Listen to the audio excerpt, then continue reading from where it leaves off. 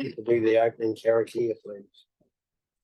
Tuia ki ronga, tuia ki raro, tuia ki roto, tuia ki waho, tuia tātou te tangata, ki te kaupapa o te hui nei, ki te kaupapa o te rangi nei, Māori ora, ki a tātou katoa, bind above, bind below, bind within, bind beyond, bind us the people to the purpose of our meeting, to the purpose of this day, breathe life into all of us.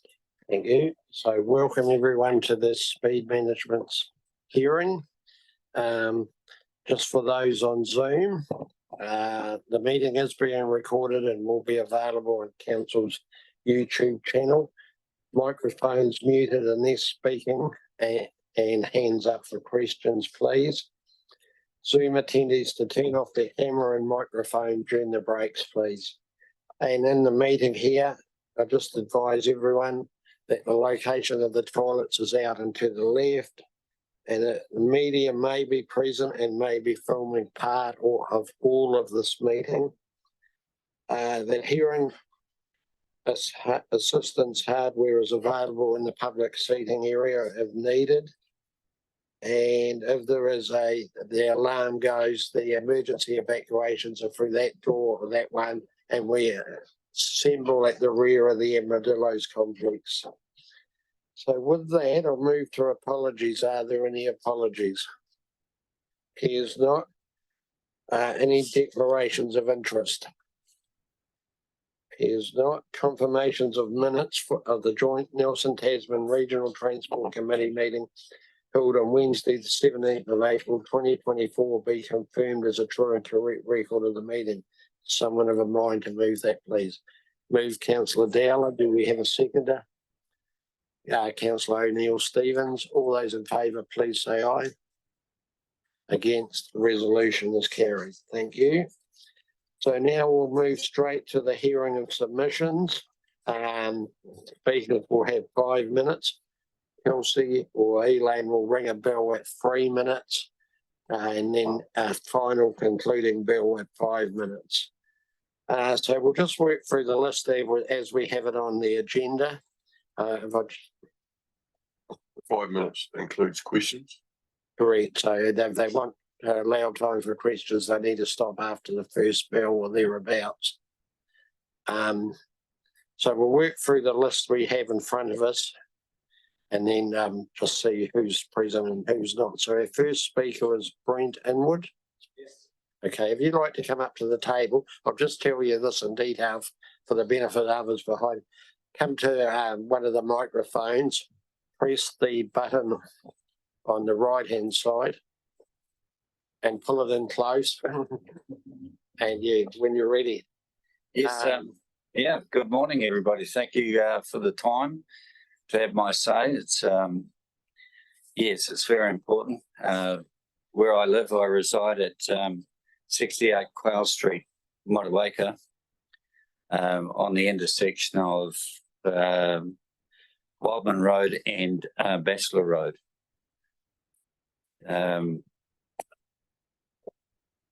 Just change my glasses so I can see. I have experienced 2 road accidents involving high speed on that corner. Damage to properties, both involving police reports. One of these resulted in my fence being taken out and my neighbour's fence being damaged as well. I would like to assist in speech management on the intersection, and any questions? Thank you. Do we have any questions? What would you like to see the speed lowered to? I've talked to neighbours, and they did fill out the form, but it was too late to submit. But I was the only one that submitted on time. But the common denominator was to lower the speed limit on that corner of Wildman Road and Quayle Street. And the speed limit there now is 60 k's. If you tried to take that corner at 60 k's, it would be too high a speed, I'd say. So a 30 k on that corner would be great. even a dome, you know, the mirror domes that you have on corners so you can see people coming around the corner. Because when I come out of my car park, there is hardly any reaction time for those people to brake at that speed. So maybe a mirror dome on that corner of Wildman Road and Quayle Street, and a 30k limit on that corner, and maybe even speed humps. Thank you. Any further questions? Oh, no, thanks very much. Thanks for coming in, getting us underway this morning. That's appreciated. Yeah, Thank no you. worries. Thank you. Cam Moore.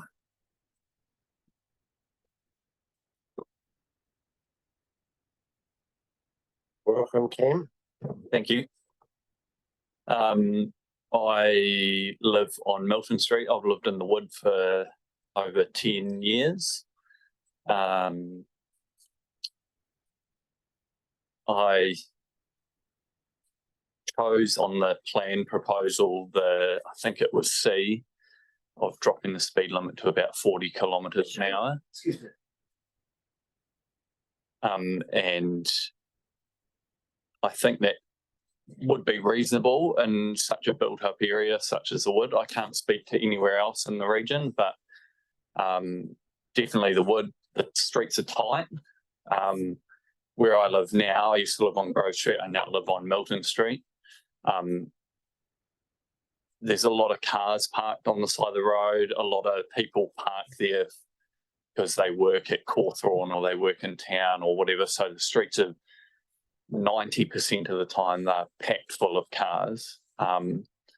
And 50 kilometres an hour, there's a lot of elderly, there's a lot of people walking dogs, there's children, there's multiple kindergartens in that area, in that small area. I just think that 50 is a little bit over the top for such a tight area, like how you've done in town and you've dropped it to 30. That works perfectly.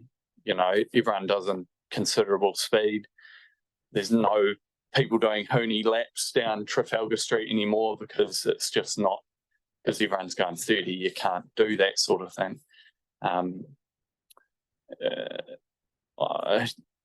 know that where I am at the moment on Milton Street is a thoroughfare for emergency vehicles and stuff like that, because we see them go past quite often. They'll come out of Bridge Street and down Milton because it's the most direct route out to Adawai sort of area. Probably speed bumps wouldn't be a considerable option because of the rate that these emergency vehicles need to get down that road. But I think something definitely needs to be done about the limit of speed. Definitely. Yeah. That's about all I have.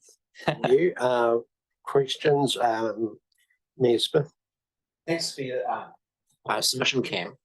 In your submission, you made the point that particularly at night time, there's a problem of people doing astronomical speeds down Milton Street, which makes unreal. Yeah. We've got cameras on the outside of our house, and I'm a light sleeper.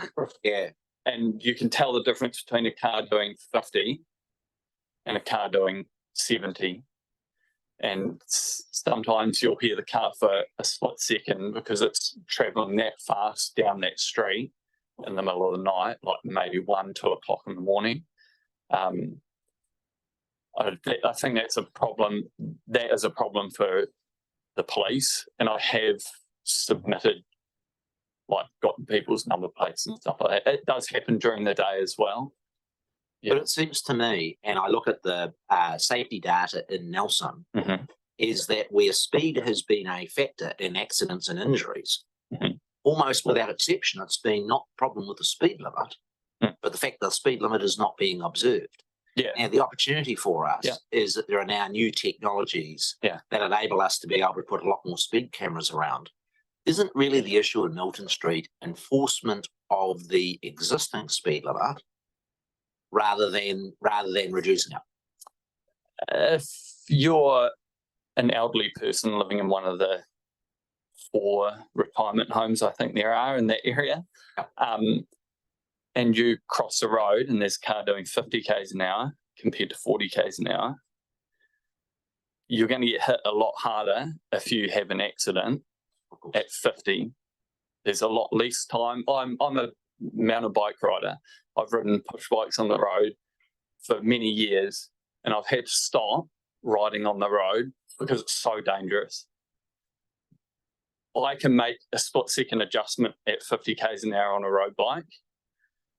Someone who is older or younger and less experienced can't make those decisions to hit the brake pedal quick enough. If you bring it down to 40, they have a little bit more leeway there. So yes, it's a matter of enforcing it, but it's also a matter of dropping it and educating drivers to go slow in residential areas, or otherwise you're just going to keep getting people off. I'm going to do 50. Oh, I come from Christchurch, but we do 60 in Christchurch on a 50k zone. That's just how everyone drives. People get that mentality, then you're not just doing 50, you're doing 60. If you're doing 40, at least if you're only doing 50 maximum, it's a lot slower than doing 60 in a 50k area. If you get what I mean? Yeah. I don't think everyone does it, but I think it's a contributing factor to that. Yeah. Thank you. Thank you. That brings us to the end. Thank you. Cool. Next is Nelson McEwan.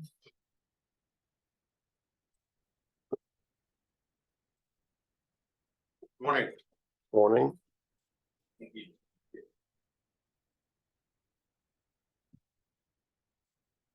My comments are related almost entirely to Bisley Ave, although there's some of the principles that I hold dear relate to all residential areas. And essentially, my guiding principle is that guests who bring large vehicles into neighbourhoods should behave like guests, because just the entry of them increases the risk to the people who live there and use the area. 3 years ago, I asked that the speed limit on Bisley Ave be reduced to 30 kilometres an hour and be enforced. I outlined why 30 kilometres an hour was safer and that the risk to users could be reduced perhaps by a factor of 10. I want to thank the council for all of the work they've done since then on Bisley Ave. Bisley has 5 sharp corners, 2 of them are blind. They cannot be taken safely at more than 30 kilometres per hour. We are now lucky to have 4 speed bumps that also cannot be traversed comfortably at more than 30 kilometres an hour. We have a lot more warning signs, some advocating corner speed of 25 kilometres per hour, some warning of hidden driveways and of hidden queues. We even have signs warning of speed bumps. Why do we have speed limits? For safety. Speed limits help us. We kill fewer people. So, while lots of effort and expense has gone in already, we do not yet have the 2 primary safety improvement prerequisites: a much safer speed limit and useful enforcement. Any law which is not enforced is a mere recommendation. I ask once more, please set the Bisley Ave speed limit at 30 kilometres per hour and enforce it. The advantages are significant. The penalty is nearly 0. The risk of residents being killed or worse will be an order of magnitude lower. Thank you for taking the time to listen. Thank you. Any questions? Mayor Smith.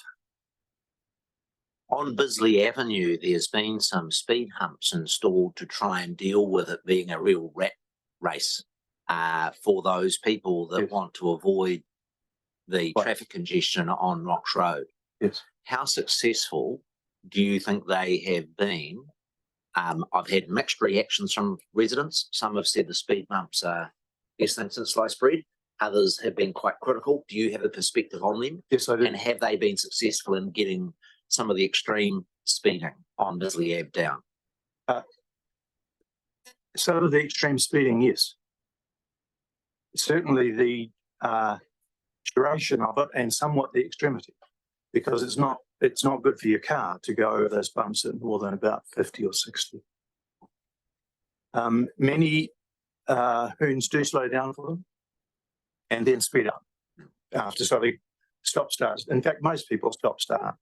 They slow down to 30 for the speed bumps and then go back up to whatever their customary speed is, 50 to 60 in some cases. I'm not sure if that answers your question. They are a good thing, but they're not enough unless you have them every 40 metres. Thank you. Any further questions? Here's not. Thank you. Thanks very much for your, Thank you. your submission. We'll move on to Grant Dennis.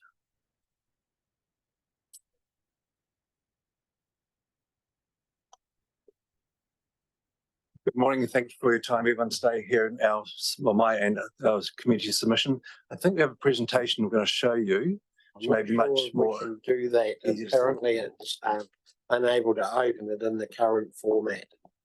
This should be in PowerPoint format. Anyway, I can talk you through it. Thank you. What I do have is a couple of extra copies. May I pass up to the chairman for me?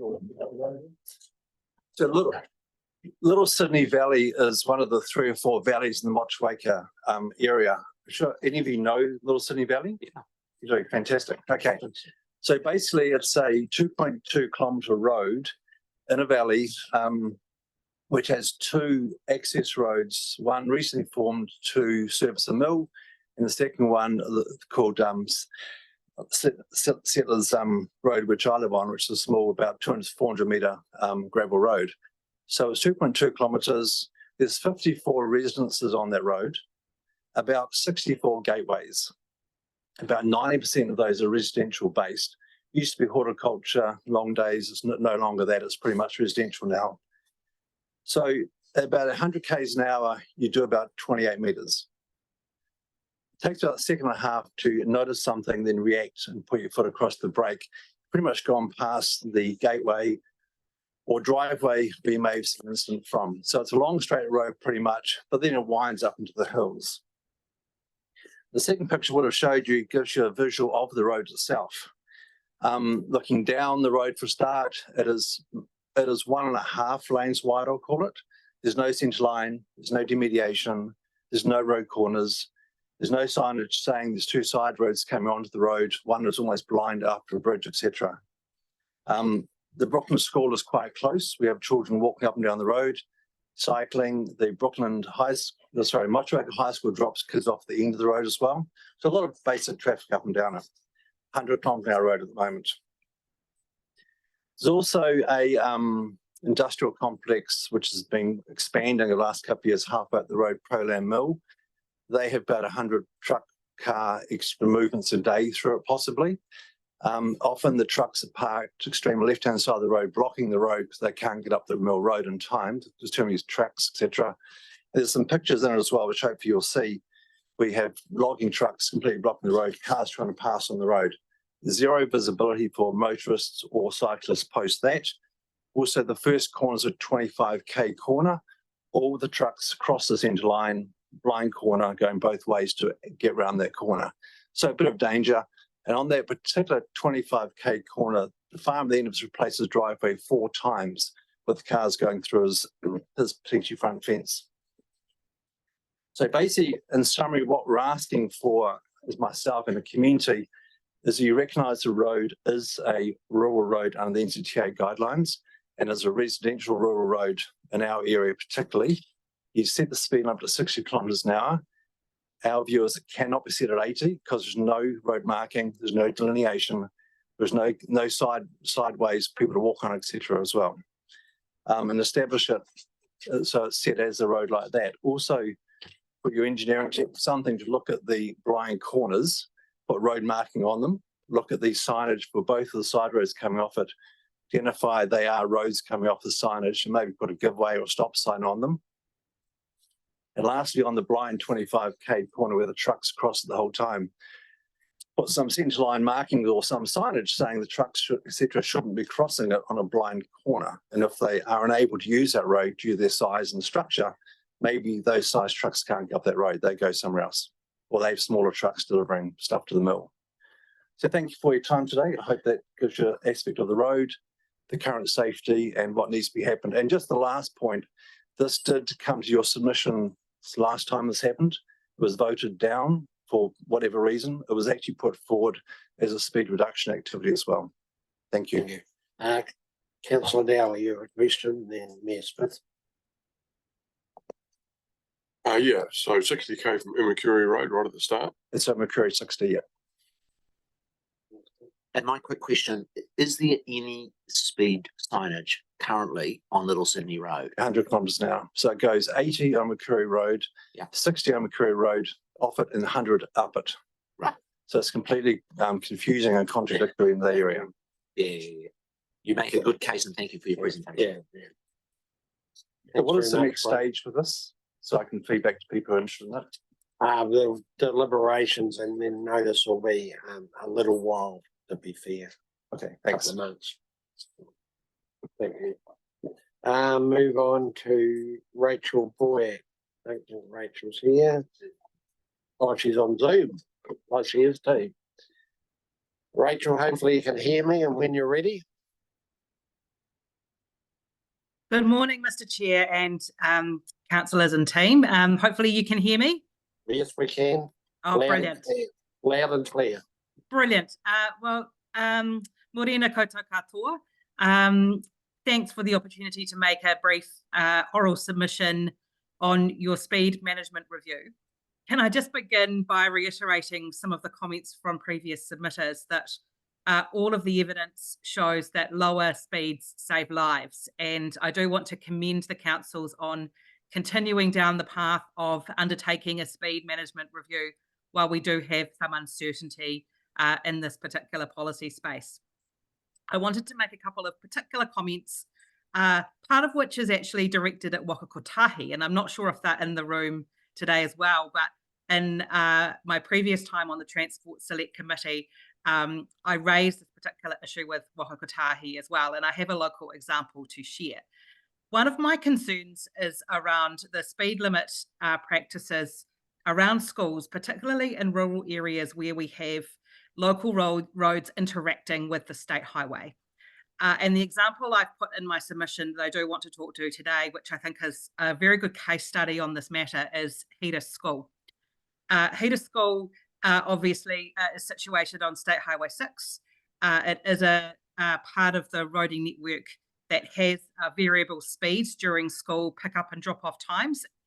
But we do have issues that have been raised with me by locals, where there is the interaction between the roads that come off the state highway and the interaction. So the particular example is when people are turning left from Ludd Valley Road onto State Highway 6 and passing Hedis School at the time of a lower speed limit, they don't actually have any indication of that change in speed limit on the Ludd Valley Road.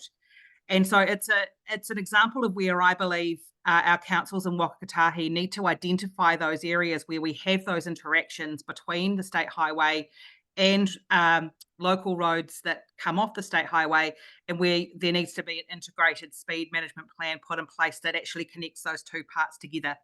Because at the moment we do sometimes appear to have inconsistencies in approach between the state highway network and then what the councils are doing at a local road. And I'm very happy to follow the detail of that one up afterwards with people. I have also just acknowledging the submitter who submitted around Bisley Ave. I've also observed the improvement made in a local area where speed bumps have been included, and the area in particular is Carway Street, where those of you in Nelson will know we have put interventions in place to help limit the speed. That has been very successful, but my view is that we do need to go further, and in areas like that, having the speed set at 30 or 40 kilometres an hour in those urban areas would dramatically improve the safety in that area, particularly around local schools and kindergartens. I do support keeping the arterial routes like Waimea Road as 50 kilometres an hour. I wouldn't support us reducing the speeds on those roads in urban settings, but we do need to do everything we can to limit rat running and unsafe driver behaviour in those community areas, where actually reducing the speed, putting more safety interventions in can support more of our young people to be able to walk and cycle safely to school and to kindergarten. The other point I did want to make as well was around a particular challenge for our schools on those arterial routes. I don't know if you've received a submission from Stoke School, but I have visited Stoke School, who are situated on Main Road Stoke. They do have a variable speed that pops down to 40 kilometres an hour. That would be helpful if that actually could reduce down to a lower speed limit. And I'm aware that we then have interactions with the rules around schools in particular. But our schools on those arterial routes do have a larger challenge than some of the schools that are situated in smaller communities and where they're not as affected by rush hour traffic. So I'm very happy to answer any questions, but thank you again for engaging with the community on this very important issue. Thank you. We do have one question, or Ms. Smith, two. Add one from Emma, NZTA. Thanks, Rachel, for your submission. I just wanted to get clarity in your answer on the urban issues. Where am I to understand from question 10, you support 30 kilometres an hour on all of our Nelson urban roads? Okay, I'll be honest, that form wasn't clear to me what it meant by all of our urban roads. I definitely do not support reducing the speed on the likes of the arterials, but what I do want to see is, and I think we've had very good submissions this morning from people in areas like the Wood and Bisley Ave, areas of Nelson South. I would really like to see communities identified, particularly where we know there are challenges around boy races, where we have challenges around school safety. Those areas, I think we should be identifying those small communities and reducing the speed limit. So the question was on local urban streets, not the arterials. And your comment was that you strongly supported, which I implied to mean under option D, 30 kilometres an hour on all local urban streets, non-arterial. Well, there wasn't an option to put my particular nuance on that with respect. And so Okay. that's why I wanted to give an oral submission, because the form kind of wanted black and white answers, which didn't really reflect the view that I hold. Yeah, fair enough, and understand that. Good to get that clarity. Okay, just a quick question from Emma from NZTA and a quick answer, please, Rachel. Rachel, I'll just follow up with you on the Hira School issue. I'm sure that's something that we can get a solution for. Wonderful. Thanks, Emma. Thanks. I'm pleased you were there. Thank you. Hey, Rachel, thanks for your submission and thanks for joining us this morning. Thanks. Appreciate the opportunity. Thank you.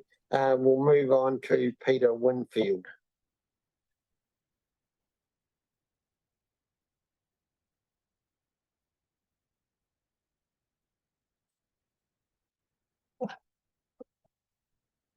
Firstly, I'd like to thank you guys for giving us the opportunity to speak to our delegation.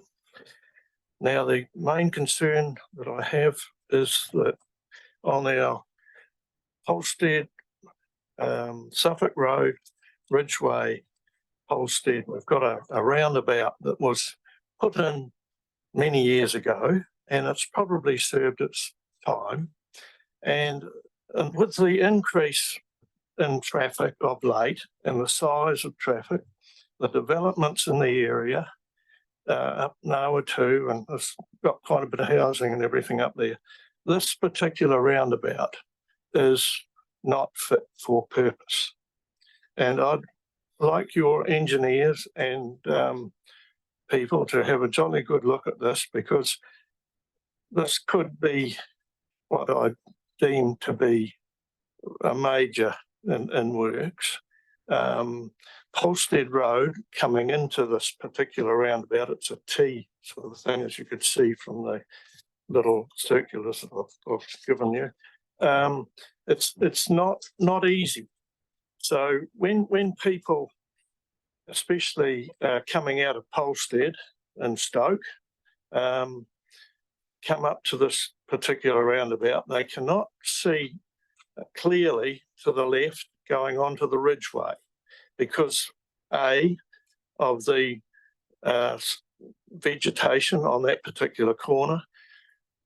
There is 140 mil curb of concrete going around that particular corner that I'm speaking about, and it's very narrow. It is 5 meters wide.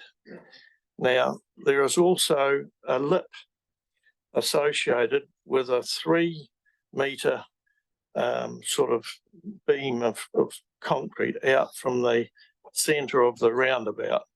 So this particular roundabout that I'm speaking about has 10 meters in the middle, like that, with it's rough as, and no one can do it. The sign is in the middle. So what I'm looking at is your engineers to come up with some form of ease that we as users of that particular roundabout, and everyone I've spoken to on this issue has been supportive of some form of action that we do need on that roundabout. Trudy Brand was very good. I approached her. She is my councillor that I approach on these issues. And she said that the Nelson City Council has no plan to upgrade this roundabout. That's why I'm making this submission. And so basically, people coming from Suffolk Road, that's the Saxton Field end, into this roundabout, have to negotiate this narrow track around, and there is a 40 mil lip of concrete that is going out 3 meters from the middle, from this roundabout, perimeter of this roundabout. So this thing creates uncertainty in lots of things. So I've got several things here that I'd like you to consider.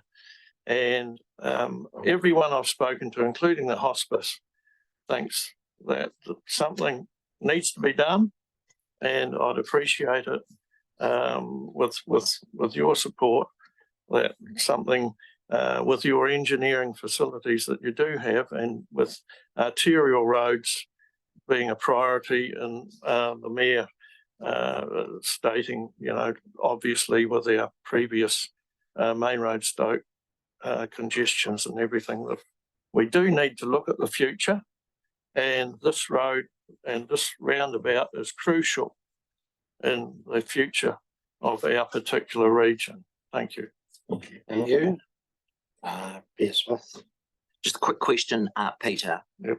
Do you think it's possible, and I'd be interested in your view, whether the upgrade of that roundabout on the Ridgeway would need to be done if at any time in the future you connected Suffolk Road and Hill Street and further increased volumes? Right. And what's your view on that? It is essential that it's done. And there is also the fact that there are no pedestrian crossings along from Saxton Road into Ridgeway, and we get a lot of school kids crossing now that the developments and everything are there. So it has to be done in the future, and especially with that particular angle that you're looking at. Yes. Thank you. Is yours a correct question, Councillor Ellis? We're out of time. Make it correct. Yeah, sorry about that. I think in your submission, you hadn't put any preference on regarding the speed limit changes. Do you think a reduction in speed limit to say 30 or 40 would have an impact on how that intersection is used? Not really, because it's the nature of the intersection. It's very narrow, and it's quite it's not a straight thing, so it's a wee bit on an angle. So I would think a pedestrian crossing that your engineers will deem whereabouts it could go, raised up a wee bit, would be a far better bet. Get rid of the roundabout, make a compulsory stop out of Polstead, get rid of some of that surplus vegetation on the corner, and also perhaps talk to the people that park their vehicle just on that Ridgeway side on the, quite often there's a trailer there, so you have to veer out across the centre line when you're exiting. But yeah, there's quite a bit to it. Thank you very much. Thank you, Peter. Good. Fiona. Sorry, I'm not brave enough to try the pronunciation of your surname. Yeah. It's Scottish. Thank you very much for this opportunity to speak. I live on Jubilee Road in Lower Moutere. My little Jubilee Road, which is, I think it's 0.5 kilometres, I found out recently was a 100k zone. Now, opposite my house is Jubilee Road, then you've got a row of oak trees, then you've got the Lower Moutere Highway, which is 70k. I have a bone of contention with it being a 100k zone. It's gravel. After it's been graded, 2 weeks later, we've got potholes back. The road is not wide enough to comprehend 2 vehicles going past. I'm the only house there. Down the end of Jubilee Road, there are 2 orchards, and they also have cattle. So we have heavy machinery, tractors, stock trucks, cattle being moved up and down between the different paddocks off Lower Moutere Highway. I also have horses. I'm allowed to ride around the orchards and riding down the gravel road with cars coming towards you. There is not much room to move over safely. We have boy racers come down in the gravel pit, do burnouts. We have people parking in the middle of the road, get out, have a pee in front of the oak trees. They treat it like it's a car park. Yeah, and I just think 100k zone is ridiculous. It's dangerous, and I would like to see no more than 30k on that road. Wonderful, thank you. Do we have any questions? You know where the road is, Barry? Yeah, excellent. It is tiny. A lot of people don't know where Jubilee Road is, and people come flying from the Motueka end, and we get a lot of vans, the orchard workers, and they just come flying straight into Jubilee Road, right past our place. We've been there 18 years, and the dust is getting horrendous. Thank you. I think Councillor Dowler does now have a question. Do you know that there is an option of oiling the road outside your place? We were told about that years and years ago, but I was also told that it was illegal because it's oil and it's not a thing. And where am I going to get that oil from? There is a special product that can be used. I've never been told about it. All good, thank you. No further questions. Thanks very much for coming over. Thank you. Appreciate that. So then with that, we'll move on to Steve Welsh. Steve's not here, not on Zoom. Mark Manson. Francis Morani. Robin Treadwell. We're now into the 10:30. Is there anyone here that would like to speak, or was down to speak, that hasn't? Yes, sir. What's your name? Oh, yeah, no, well, you can go now if you like. Save you. If you work.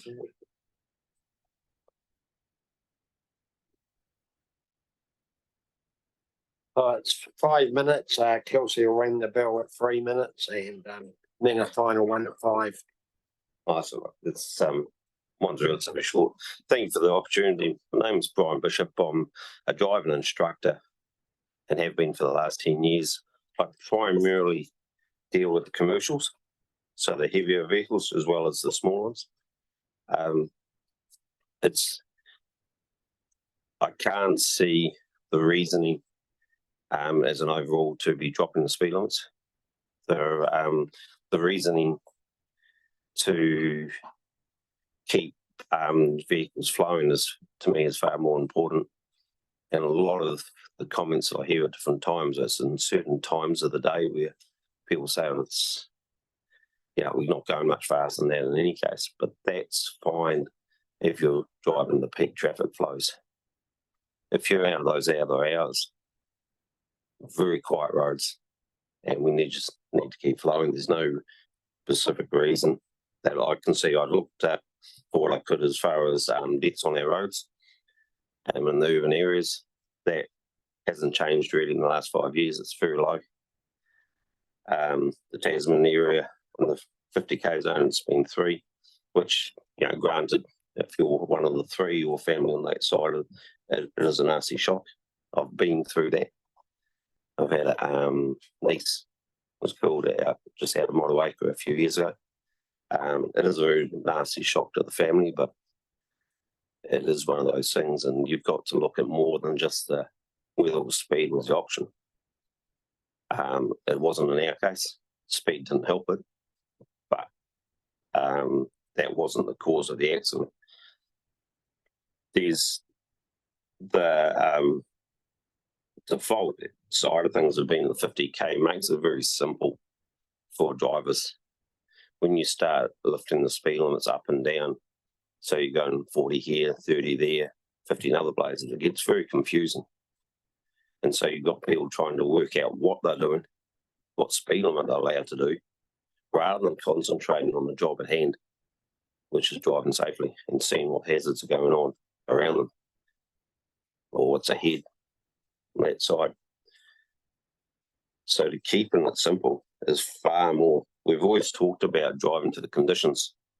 We seem to have stopped off and stepped away from that too much.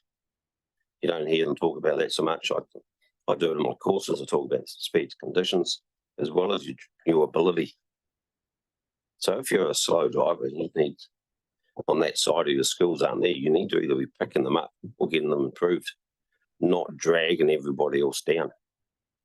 We've had, there's been some changes in some of the roading ground setups that's been done of late. And some of those really don't flow well and are putting people more at risk now than what they were before. But as Salisbury Road been for one, put me 3 fast on the 4th. So it's all about trying to keep us as safe as possible. And so we're understanding and we're looking at what we're doing rather than trying to work out what speed you go down to Christchurch, down through the Lewis Pass. How many people going down through there now? You're guessing whether you still at an 80k or you haven't back to the 100k, backwards and forwards. This will be the same in towns. So otherwise you're going to have to put a lot of signs up and there's going to be that signs because being confusion. Keeping it simple keeps it easy. Are you happy to take questions? More than happy. Any questions? Mayor Smith. Very interested in your submission as a road safety professional. And could you just clarify for me, is your, with enhanced driving, as to whether that's your sort of full-time role is my first piece. Yes. And the second thing is it your view that more often when there are either fatal or serious injury accidents, the problem is not the speed limit, but the problem they're travelling way over the speed limit for those roads? It's a combination in a lot of cases. I try and keep ahead of it. Yes, so full-time on that side. I used to work for another company and that went out for myself about 4 years ago. A lot of the time when you look at the accidents, the speed's a very small part of it. There's a lot on the drug side of things. People on drugs, they're just not driving to what's going on, not the speed and such. The speed does relate to the impact. Now, there's no question about that. It's just physics. It's a simple part. But when you look at a lot of the accidents and look at just what actually happened, the speed wasn't the problem. Skill factor. I just want to get clarity about your professional role. Are you involved in training light vehicle drivers as well as heavy vehicles, or I do some light vehicles. When you do your instructor's tickets, Yeah. you cover all the different vehicles. I do some in the cars. Yeah. And I do the way the training's set up in New Zealand's a wee bit awkward. Yeah. I can license for 2, 3, 4, and 5, which is heavy trade. Yeah. I can do the training for the class 1, which is your car. Yeah. But I can't sign you off on the class 1. That's only through the VTNZ side of things. But I do both sides. Thank I've you. got one actually. I've got to go catch them up. Councillor Dale, do you have a quick question? So showing me age here, but do you think the reintroduction of the defensive driving course that we used to do 100 years ago would be a benefit? I don't think there can be anything badly as far as retraining. Since I've been training on that side of things, I think we're a bit naive to think you can do your license at 15, 16. For some of us, we got it fairly early. Now it slows you down a little bit. But I think at 75, you're still on the top of the ball. You know, anything else, we retrain and do touch-ups all the way through. I think that needs to be used a bit more. We didn't see it track fines, but there's a lot of substandard. You just have a look next time you go around a roundabout and how many people get it right in front of you. You can see 2 cars. I watch the ones behind. And the amount of times that the 4 of us will do it correctly, very low. And that's a simple manoeuvre. So yes, it would hurt. Be a good idea. Thank you for coming in and making your submission. Do appreciate that. We're out of time now, so we'll move No on. worries. Thanks very much for the opportunity. No trouble. Kelsey, do we have someone on Zoom, do we? Or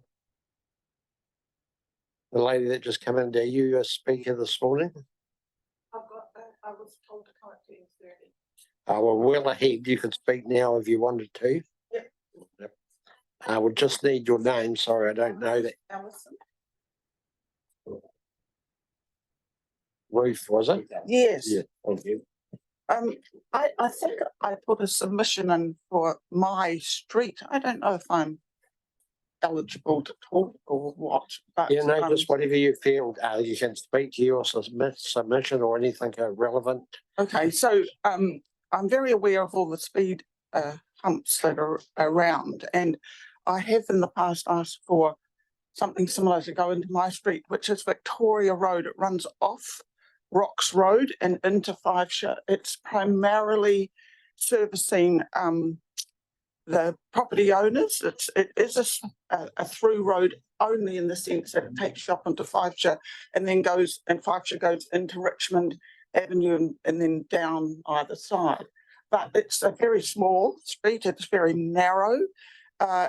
And when I approached the neighbours about a speed bump, they were worried about the revving up of cars after they went over the speed bump.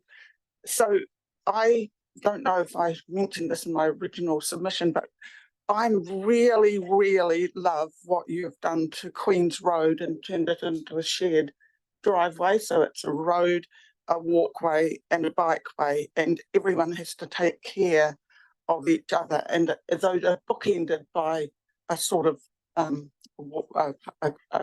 pedestrian crossing or of some sort.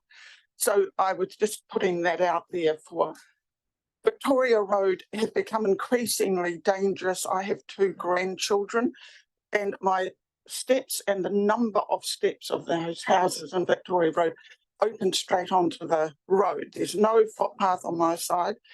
It's a road. There are sort of bushes and trees. And although I've trained my grandchildren to stop at the bottom of the stairs, there's no guaranteeing that that's what they do. In peak traffic time, people on Rocks Road get infuriated by the slow build-up of traffic. And if they see Victoria Road coming up, they make a quick dart to the left and think they can go up, which they can, and go up over Princess Drive and take a detour. And those are the cars. They're not living in Victoria Road and they don't even live in Fifeshire usually. They just want a quick detour out. So that I feel it's getting increasingly dangerous in Victoria Road. And I have in the past asked for a road hump that actually I really appreciate something. It's down to 2 signs of 30 kilometres an hour on either end of that road, but they're not very visible. And 30 just encourages people to go 40. So it's a help, but it's not, it's got a little twist in it too, Victoria Road, so you can't see everything that's coming. It's narrow, it's very narrow. So I appreciate all the work you're doing for slowing down traffic in the neighbourhood, but you know, we can do more, I'm sure. Thank you. So just the question from yourself, what would you like it lowered to? 20, did you say?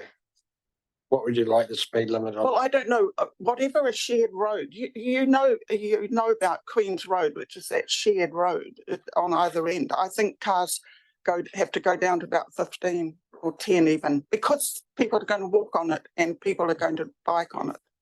Thank you. Any other questions? I know I sound very privileged. I come from a very nice road, but it is not at all. Thank you very much Thank for you your very submission. much. The peers, the stable priest. Thanks for coming in. Anyone on Zoom? Oh, that was the media that just logged in, was it? Okay. We have some people coming in. I think.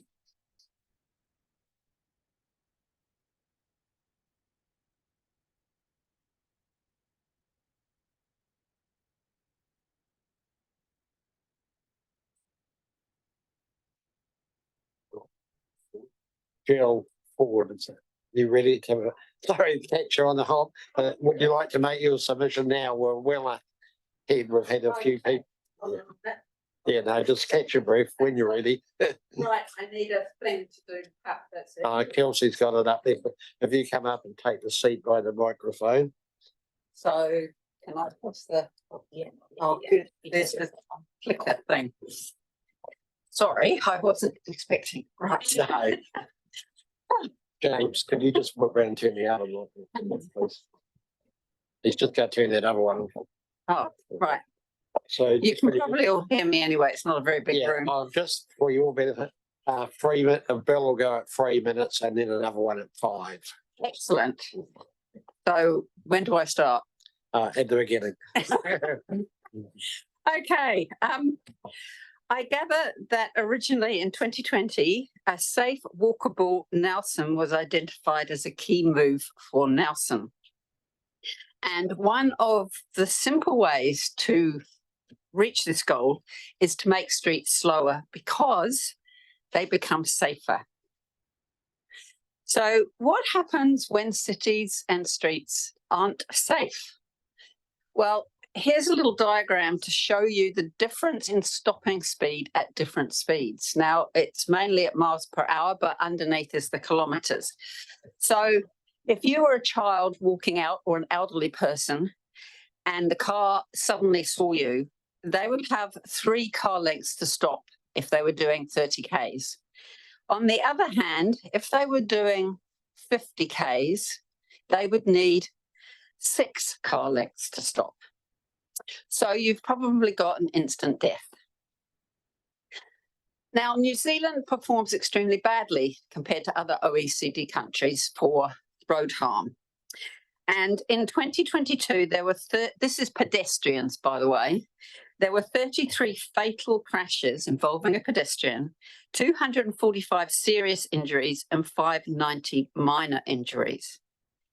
7 out of 10 of those people were not in a metal box, i.e. they were on the streets. And these only record the hospitalisation rates, which are seriously undercounted. For cyclists, it's by 6 times, and walkers, it's almost 9 times. So the accidents are a hell of a lot higher. Now, what are your chances of surviving? I once was hit by a car at 50 kilometres per hour. According to this, I had a 2 in 10 chance of survival. I ended up in hospital with multiple breaks. I was on crutches for ages and an awful lot of pain. So I really support having slightly slower speeds because I probably wouldn't have been quite so badly damaged. And at the time I was on a bicycle crossing with a green man. So it was all, and I firmly believe had I not been quite so high up, or had I been a child, that would have been the end of the story. But I managed to fly off my bike, hit their windscreen, and yes, end up in hospital. So the positives of, right, this doesn't, oh, I'm putting the wrong one. Okay, it doesn't want to work. Okay, the positives are, right, slower streets become safer, more vibrant, and for those of you worried about congestion, there's a lot less congestion. This was taken in Canberra, but it shows the difference in space taken up by cyclists, pedestrians, buses, and cars.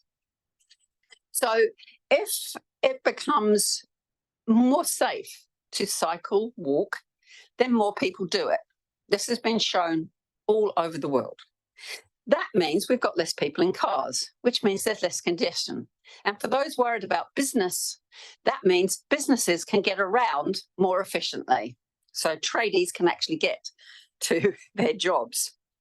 And it carries on because the less cars means your buses can be more reliable. And one of the key things that affects people taking a bus is the reliability. It's not actually how much it costs. I was in Bristol several years ago when they introduced, 20 miles per hour in all residential streets. Now, yes, sure, some car drivers kicked up a stink.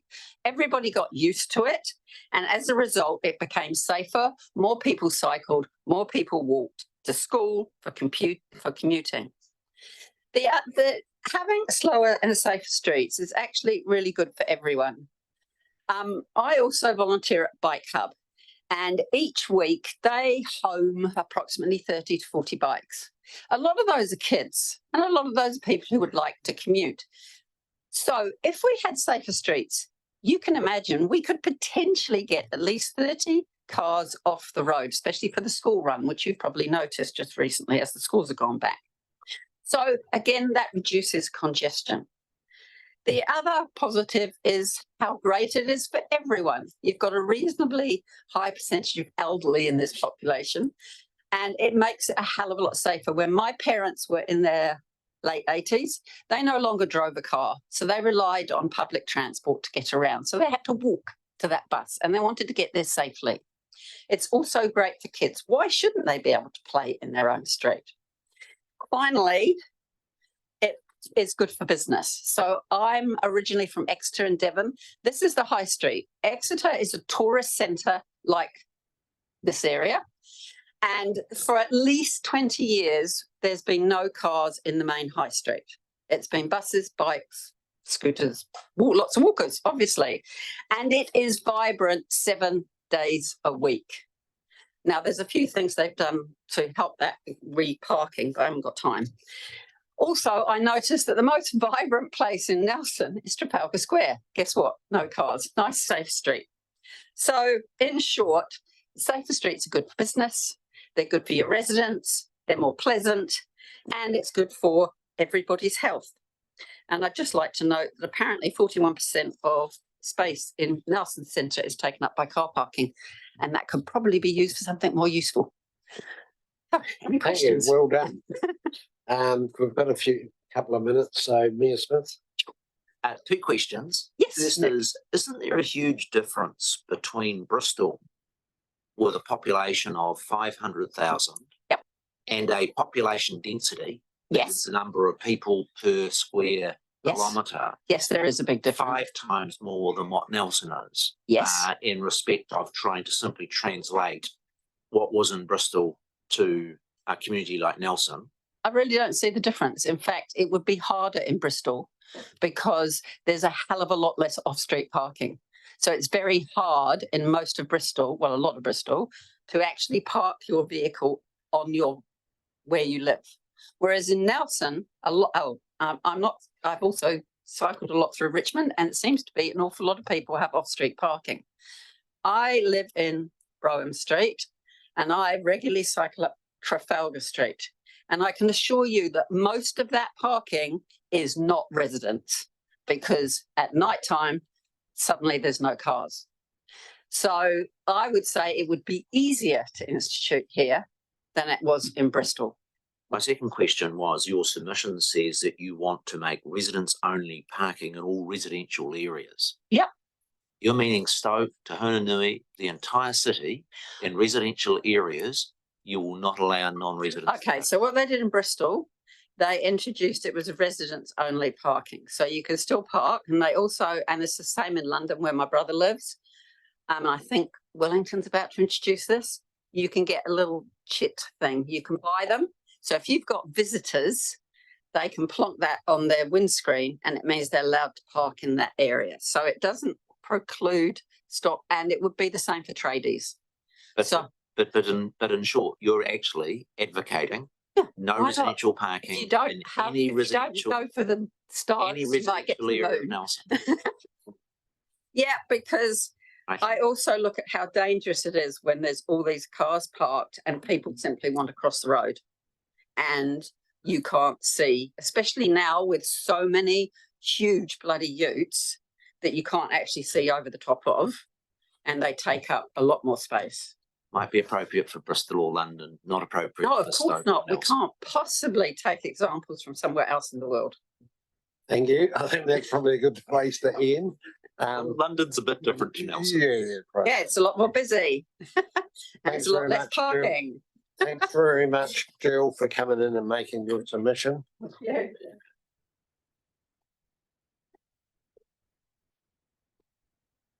Elsie, you would let me know if there's anyone on Zoom, will you? Because I think there is one coming up.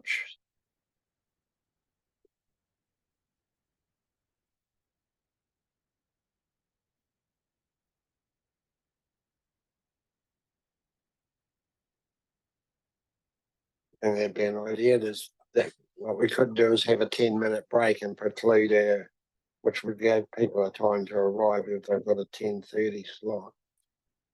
But we won't have a break at 11:10, so we'll make this the morning tea break. Sounds a plan. I wonder whether it'd be possible, because we are getting, I know officials have done a great job for us in organising all of it. I wonder if it might be possible to ring forward to some of the people to fill up some of the holes, because I think we're likely through the rest of the day to have, 10-20% of people not. As I understand it, these people all been invited in bulk and for the, not a, within the year. Yeah, so all of these on the list. And the other thing, I had to be away but after 2 anyway. So I had to hand over to you then as the deputy. So yeah. Or if you're not here, Barry. No, more than happy to do that. I just thought, just to fill the program up, if we could ring forward a few and see if they're available to come a bit earlier. If it was all But day, I support your suggestion of an adjournment. Thank you.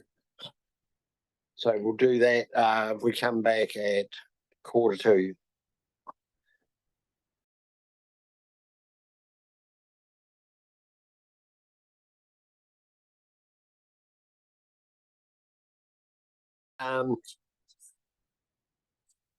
I think before we come to Jane and Bill, I think there is someone waiting on Zoom to speak. I'll just check. Is it Richard Uritzson? Are you ready to speak, Richard? Yes, sorry, joining late. Can you hear me all right? We can hear you loud and clear. No, if you are happy to go now, we'll hear your submission now. Okay, thank you. I might just get you to turn your camera on if you didn't mind. Does that work? Thank you. Yeah, that's good. Thank you. My submission is very brief. I just have I support the council's or the suggestion to put the speed limits slow around schools. That is good. My concern is the suggestion to make the speed limit the 60k speed limit through Laumutri all the way past the Laumutri school all the way through to Edwards Road. That will have, we operate businesses in locations that use that road every day, and that will add significant cost by slowing it down, and I question the need for it. I could somewhat understand if it went to 80k, but lowering it all the way to 60, when I have driven it at 60k just to see what it felt like, it feels extremely slow and very frustrating. So is that clear what I'm saying? You got any question on that? Yes, no, that's pretty clear to myself. Councillor Dowler, you're clear on that? Yeah. Anyone, any further questions? Did you have something else, Richard? No, that was my main concern. I agree with it being 60k through Laimutre and past the Laimutre school. I think that's a good idea. Okay, Councillor Dowler. Oh, okay, no, at least cleared that. All good, thank you. Thanks for zooming in this morning and speaking to us. We do appreciate that. No problem. Thank you for your time. Thank you, Richard. So now, no one else there? No. So we'll come over to Jane and Bill to speak to the report. Not sure where Mayor Smith's gone. Should I start? He's on the phone. I think we'll get you to start anyway. Hopefully it's not too long. I'll just speak briefly. So we're just asking the council, through the chair, asking the council to receive our hearing report. We've received 2,247 submissions through this process. So the consultation ran from the end of November through to the 29th of February. We ran 32 different 23 engagement sessions, which included going out to being at all of the A&P shows, through the libraries. We also did webinars, had quite a few, many social media posts, and it was in print media. So we're happy with the amount of community response we've got. We've heard a lot of varying views. We've gone through all of the 2,000 plus submissions and tagged them with a range of different tags to try to indicate their views. The most commonly used tag was to reduce speed. That was used 752 times, with 529 times being used for current speed. And that, when we use that tag, current speed, that meant somebody was indicating an issue with the current speed on the existing road. And we can hear from the speakers this morning that there's many people coming to talk about particular spots. So we're just asking if there's any questions about the report, and for the council to receive the submissions and the hearing report. Thank you. Emma. Thank you for your work. That's a huge number of submissions and a great deal of work. I've read through most of them, and yeah, it just takes quite a bit of effort to go through and then also to classify them. So really appreciate the work you've done to prepare everything for us. The minister signalled that the new speed rule will not support blanket speed reductions. How has your work enabled you to form a view, or has it enabled you to form a view on whether what's going to come through will be blanket speed reductions, or will they be more targeted speed reductions? Jane, Bill, whoever. I guess we're using this process, including listening to the hearings, to hear what the community is saying. Then we've got a workshop with Tasman District Council on next week to hear, to get some feedback to see what direction they'd like to take. So we're finding our steps. We've still got a little bit of time before the deliberations, so we also might get some more clarity from the government during that time, but it's just like a slow iterative process at the moment. Anything to add, Bill? Through the chair. I think that there is a high level of risk in adopting some blanket limits in terms of the risk of having to then rescind those and change them. So I think that's one of the factors that this group and the councils will need to take into account. Yeah, through the chair, I might just add, I mean, we're getting into the deliberations report and advice and some of the workshops, but I mean, the thing that really jumps out at me is that there's actually fairly strong support for option 1 and A. The urban area, A being speed limits around schools, and 1 being the speed limits around schools in rural areas. You know, to the extent it's quite compelling, those graphs that suggest it's actually something that the majority of the community would like to see. Where you go to from there entails more risk, especially if the further, as the team pointed out, the further blankety or the extent to which your speed limit reductions are, and the more risk we have potentially of having to change those and pull them out later. So it's certainly weighing on council's minds, council staff minds. And, you know, when we have our workshops, we'll be sharing some thoughts with the council about, you know, what they might want to do about it, and trying to understand the councillors' views about what kind of approach they want to take, because ultimately it's a judgment call.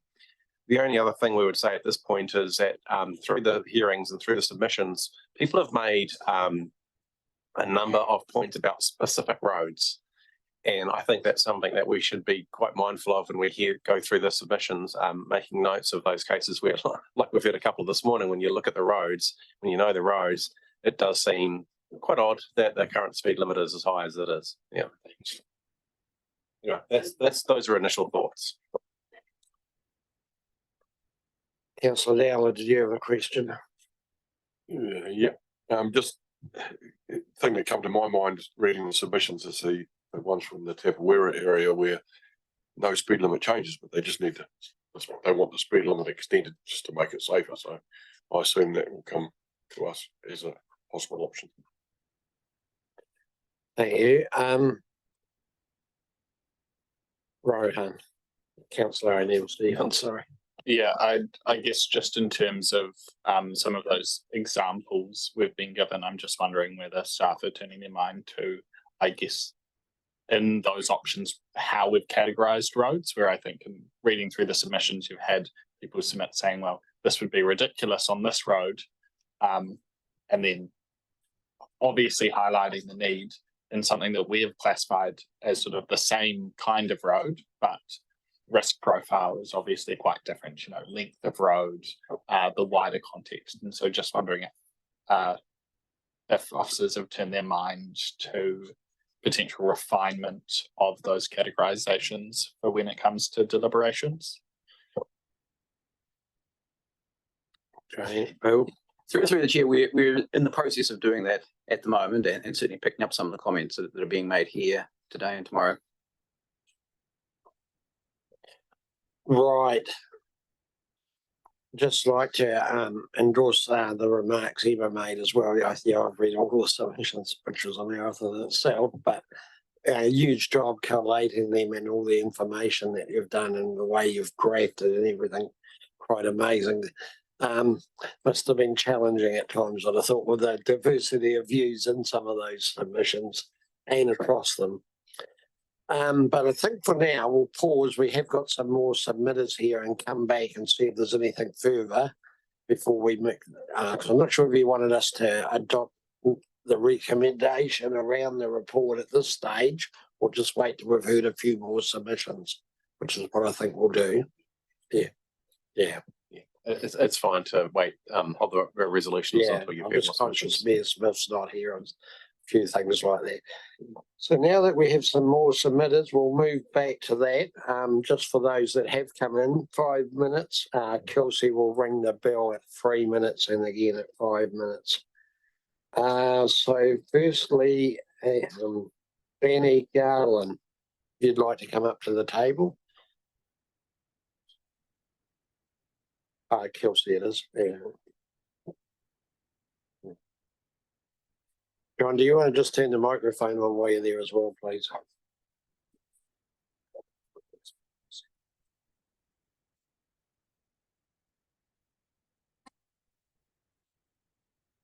So councillors, this is on page 44.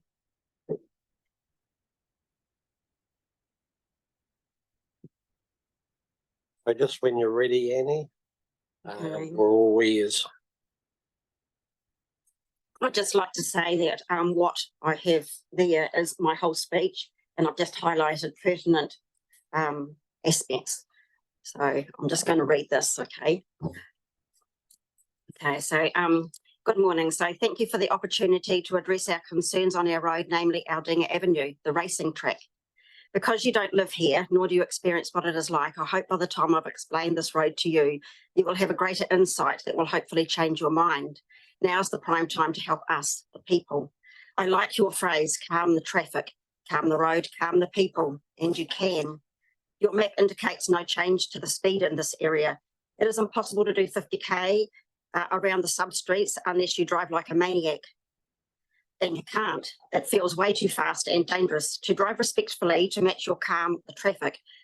Most are less than 35k navigating Kingston Road cars. Just look at the map. In my submission, I asked for option C. Why? Everyone comes out of a quiet sub-street onto Aldinga Avenue and speed up. Let's go hoon on Aldinga. Aldinga lends itself to want to speed, and speed they do. It's really unfair. Slow me down, for goodness sake, throw a couple of chicanes.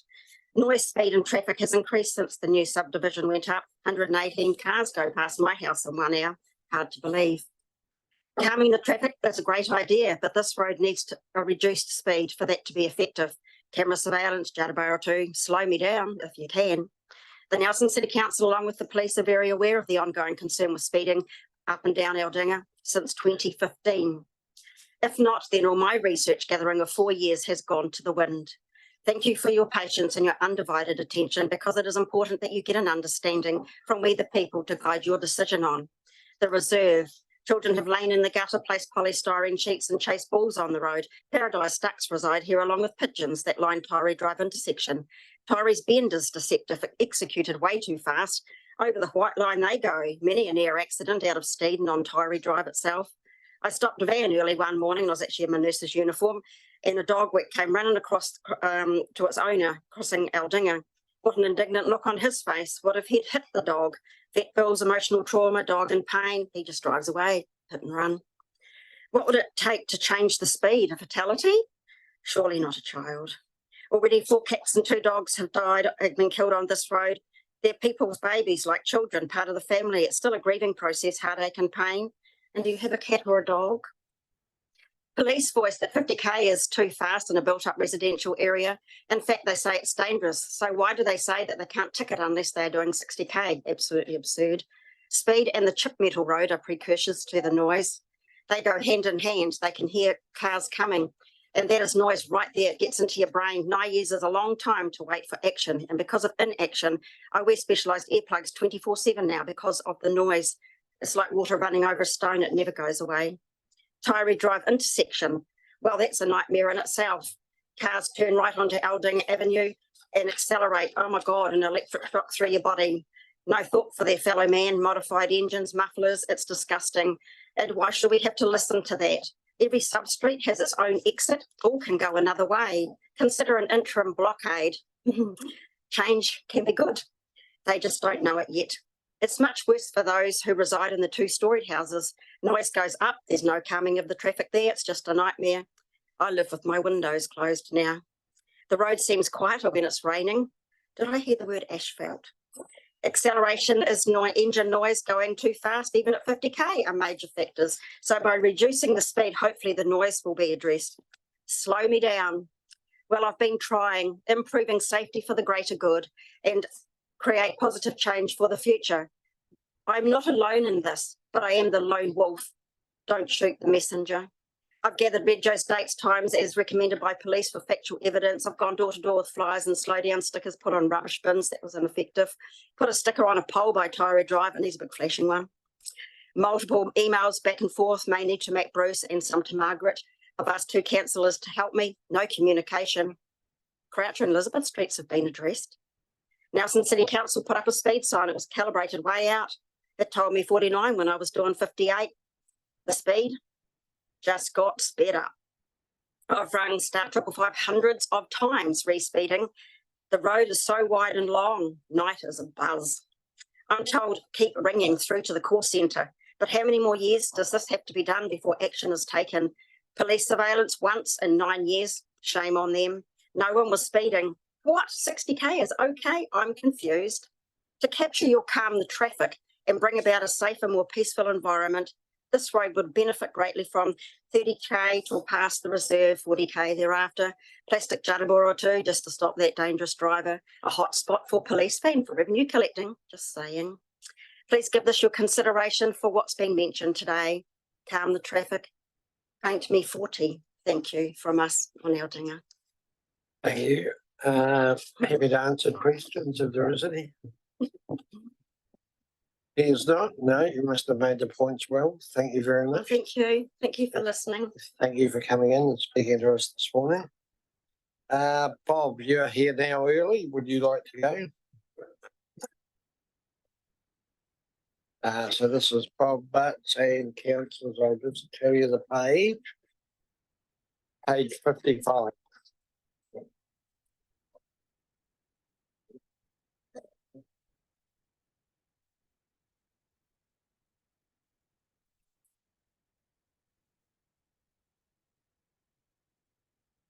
So Bob, I think you were here when I said 5 minutes. Kelsey will ring a bell at 3 and then final one at 5. So just when you're ready, and thanks for making the trip over. Okay, thank you. Yeah, good afternoon, ladies and gentlemen, and thank you for the opportunity to speak. I'm Bob Butts, and I'm speaking on behalf of Port Terakoe Limited, the owner of the land adjacent to the port. I want to speak about the coastal road between Pahara Valley and Liger Bay. I've used this road regularly for 50 years, operated a fishing company out of Terakoe Harbour, and then we purchased the 82 hectare of industrial land from the Golden Bay Cement adjacent to the port 23 years ago, which we have since demolished and rehabbed. The road is a tar-sealed, 6 metre wide, narrow, winding coastal strip. Adjacent to the Terakoe Cliffs, used by residents, tourists, many commercial industrial vehicles. PTL own part of the road from Pahara Valley to Staves Bay, a long-standing issue that needs to be sorted out. TDC own the rest of the coastal road. The road use has escalated dramatically over the years, with many new subdivisions in Pahara and Wainui. The commercial vessels that service the agriculture industry include curtain-side trucks and trailers, commonly known as maxis, to cart the mussels over the hill to the factories. Rock trucks transport rock from Upper Takaka and Collingwood to be barged out through the port. An escalation in agriculture product led to an escalation in truck movements to support the mussel industry and the mussel workers and their vehicles and all the ancillary vehicles. There is also more pedestrians and cyclists on this road now than I've seen in the past. The Terakoe Industrial Estate. Many people, including the locals, are unaware of the busy industrial estate operating behind the 30-metre cliffs as they go around the coastal road. Since agriculture got the green light from the government and the mussel expansion has led to a large area of PTL's land being used for marine gear storage. The marine equipment is moved routinely to and from the port. Look at the photos and you'll see the stacks of all the floats, etc. The marble rock is stored on site, currently 20,000 tonnes waiting to be barged out. That represents 5,000 gate truck movements into our property, and it'll be a similar amount through the port. Subdivisions, roading, infrastructure. Our quarry, the rock quarry on PTL's land, presently supplies rock locally as well as the Storster for port expansion, port R&M, subdivisions, roading, infrastructure, coastal protection and landscaping, all locally. All trucked out the main gate. Numbers, don't know. The movements between the port and PTL land across the road have never been calculated. Probably could if you got into our security system. It'll be boring. Coastal road hazards. Increased use with so many heavy vehicles. Dangerous narrow road with limited places to escape a vehicle travelling too fast. The road edge, significant drop on the seaward side from 2 metres to 10 metres till you hit the rocks in the bottom. Rock climbers, park their vehicles on the side of the road and prepare for their climbs. Avoiding penguins at night. Cynthia will go speak further on that one, I imagine. Overhangs where maxi trucks must cross the middle of the road to stop taking out the left-hand side of the units. Electric cars and fast-moving electric bikes are common now.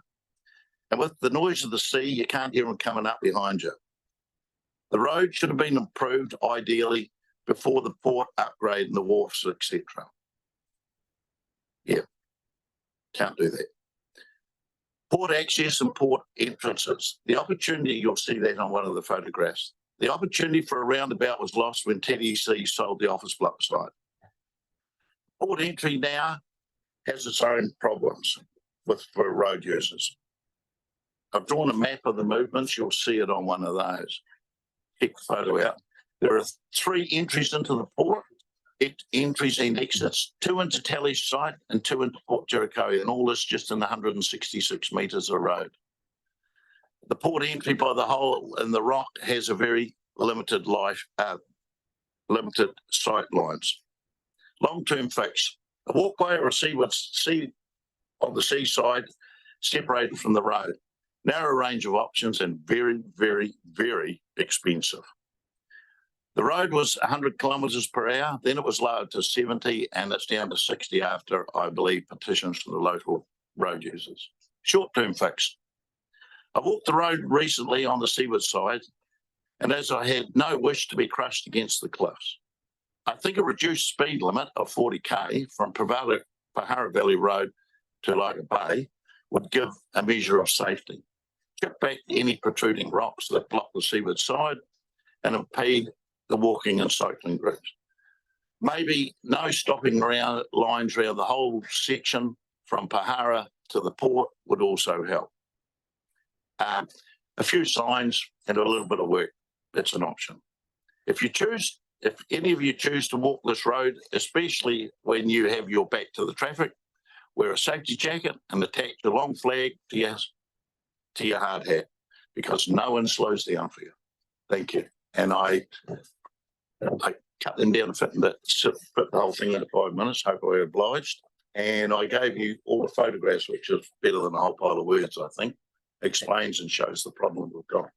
And it's getting worse. That'll give us time to look at them after the meeting before the deliberations. So thanks for the photos.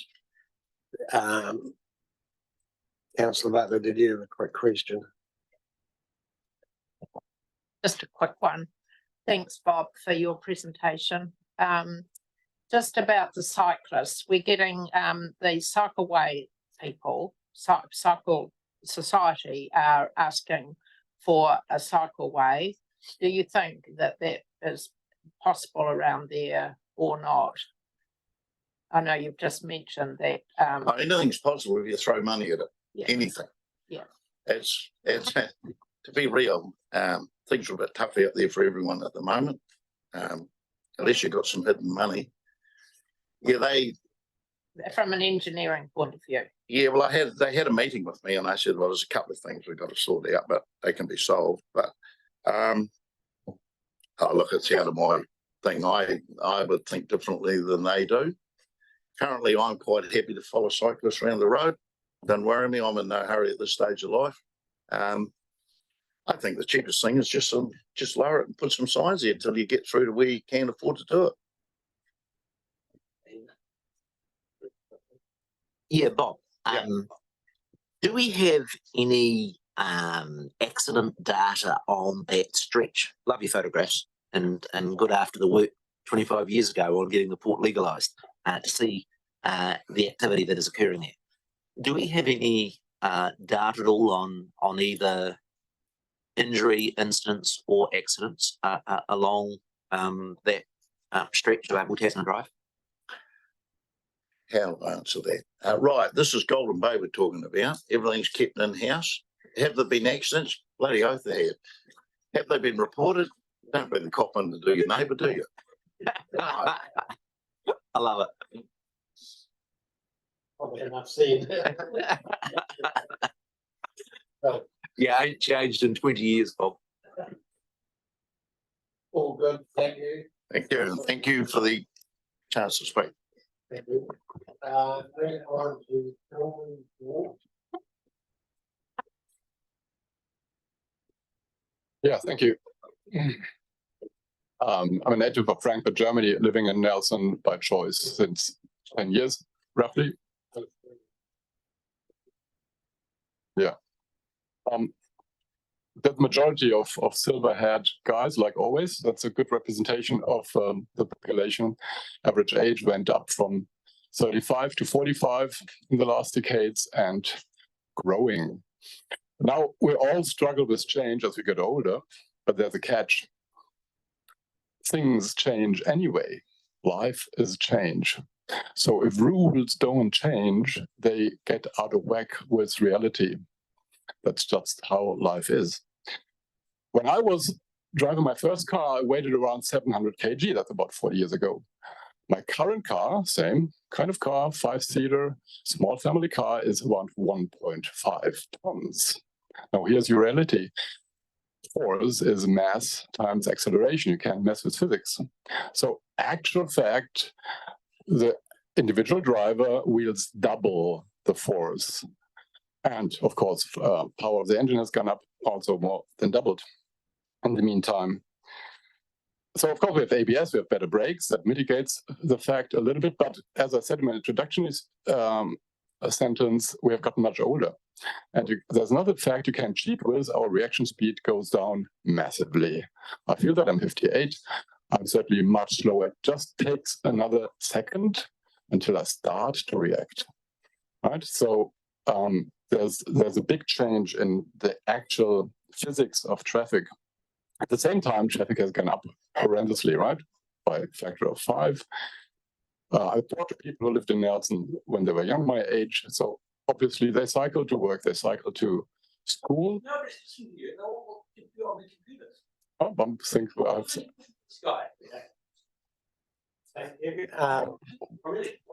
we're reading it. Thank you. Thank you. Most of the submissions are on the iPads. Thank you. So I live on Waimea Road, and there's 2 large schools down there, Nelson College and Nelson College Girls. And you would expect there's some kind of mix of genders. Well, there's not. There is not. There's only boys. And that's for a reason, because girls feel the danger. Like my youngest daughter is 9. I used to bring her down by bike to her primary school, and she's now refusing to go because it's freaking dangerous. Right? So there's a problem there. And for my taste, rules have to change, and they have to change dramatically just to keep in tune with the changed physics or with the changed age, average age of the drivers in the car. Right. Thanks. That's all. Thank you. Any questions? Thank you. Thanks very much for coming in this morning. Brendan Santoni. Thank you. And for those on Zoom, we'll come to you after the speaker. So just when you're ready, Brendan, councillors, this is page 37. Thank you. I've got a couple of maps of the street I've lived in, owned the land since 1999. That's all I could afford to do for the council. Just sort of outlining that it is a cul-de-sac, and in a recent event, which became a police report, a pretty unhinged guy doing the speed, it's a 50k zone, which is totally irrelevant to us residents. He was doing between 60 and 70 k's, and when he came to the end of the street, which is a cul-de-sac, it's a very sharp turn to the left, and then all of a sudden you've got a cul-de-sac, and he overshot where the letterboxes are, where people get their mail, etc. That's just showing the street here. This is how much it's very much like a woodland, and it's just such a beautiful place not to drive quick in. So I've written a couple of notes, try not to take up too much of your time. So here we go. That's an old photo as well. So off top of the South Maps. As you can see, Selwood Place is akin to driving south of Springs Junction through the forest. My half-acre paddock of 1999, I've transformed to a native bird refuge, 69 pungas, 19 nikau's, one being the size of a two-storey house, kauri, a remu, rewa, etc. As you can see from my sign right here, the fantail that someone ran over outside my house at 50 k's. They don't stand a chance. This fantail has no chance flying across the road to the trees there. Nor do the tuis, particularly in mating season. Our street now has a lot of children and pets. Like tuis, fantails, bellbirds, native pigeon, kiruru, blackbirds, thrush, sparrows also have mum and dads, and like us, a desire to have a long, happy life free of unnecessary death. Cats and dogs of the street are also beloved family members, and if stray onto the road and killed, can break the hearts not just of children, but the elderly who now live alone, having two deaths of husbands in our street. Winding down after work at 30 k's through the forest, this forest road, or visiting Strathaven on Sunday, as many people drive, is a real pleasure. Furthermore, there is a need for some yellow lines, as I've marked on the map here. Residents have pointed this out, that at the bottom of the street where it goes off Dodson Valley Road, there's just a need for it to not have two car parks down there because it clogs the intersection, becomes one way. And up the top, just further up from my place near the cul-de-sac, we had a situation recently where for 4 days, if any house caught on fire, there was a car parked over the fire hydrant, because there's no yellow lines there. And so residents have hoped for that as well. Yeah, all in all, it's just irrelevant to be that fast. Here's my sign to make people kind of aware that our birds running them over 50 kilometres an hour in your car, 30 kilometres an hour, please. These birds are families who have chicks in their nests. Who feeds them now? A tired mummy or dad. So just trying to be a bit realistic so people don't seem to understand, don't seem to have much critical thinking these days. Now, I also have made the collateral of my house available for my best friend of 20 years to buy a home up in Victory Square, up in Murphy Street. And having going up there a lot now, it's just unbelievable that there's 50 k's around that whole area. And I'm sure we've had lots of submissions on that. But around Victory Square, and you come down Amano Street, you go to turn right, and have police scanners and all that kind of stuff. Just the amount of 1Ms, people affected with mental illness, methamphetamine, it's just a disaster, and something bad's going to happen there. So I'd really like to see that area slowed right down around between Vanguard Street and around that area, the Amano Street turnoff, etc. The sergeant that called me in regards to the speed on Strathaven Place asked me if I thought about the idea of judder bars. I aren't a fan of judder bars, to be honest. The ones that you guys got in Richmond are fantastic. They're no big deal, because when you have a situation like up, in some of our worst areas, when you've got police rushing off on the hour to a 5F, which is a family violence, you don't want police having to slow down when they're in an emergency, and hence when there's a ambulance needing to take a pregnant woman quickly to hospital or whatever it is. It's just, we're catering for the lowest common denominator and by making laws that affect all of us, when it's really like, hey, dude, just slow down. I think we've just got to have other ways of going about it. Otherwise, we're like living in this jungle. You can't go anywhere. It's just speeds are so slow and all this stuff. But there's some real insane stuff going out there. I can't repeat what I hear on police scanners, but I'll tell you this, just say this simply, that 200 kilometres an hour on Saturday night, 3 a.m. in the morning, Sunday morning on Waimea Road, police, and also 152 recorded on police car is just outrageous, and there's so much crazy behaviour going down, and I just like the idea of just some speed limits being, you know, realistic. And in some places I think they're even a bit slow, to be honest, but around build-up areas you just got to think there's children, you know, all these people driving cars with their frontal cortex not developed till they're 25. They're just making really bad decisions. So around where there's a lot of people that they can cause injury to, older people in the community on mobility scooters, etc., we just have to slow it all down where it's relevant. And yeah, just so safe for everybody. We're at 5 minutes now. Yeah, thank you very much. Thank So you. there's a couple of things I'd like you guys to have a wee bit of a look at, gives you a bit of an idea. Thank you. Apologies, there, I find my sign offensive, but it's just reality. And thank you very much for your time. Thank you. Appreciate that. We'll move to those on Zoom now. First, Bruce Struthers.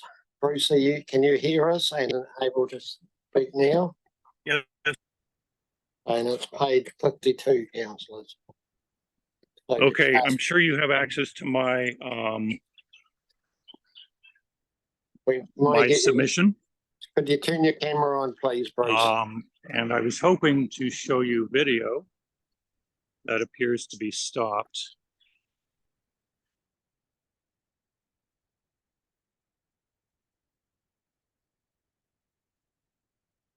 It's not possible to play. It's not possible to play a video through our system, Bruce. So we'll just ask you to speak to it if you can.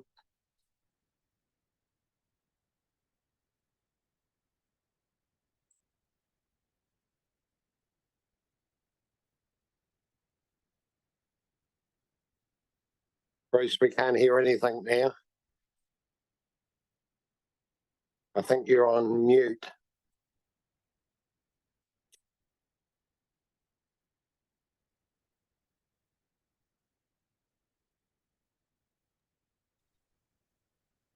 Try now, Okay, Bruce. can you hear me now? Yes, we can. Thank you. Okay. But we're not able to put your video for our system, unfortunately. Okay, I apologize for the confusion there. I'm currently at the intersection of Pomona Road and Stafford Drive, which is what I submitted on. Let it be clear that I am fully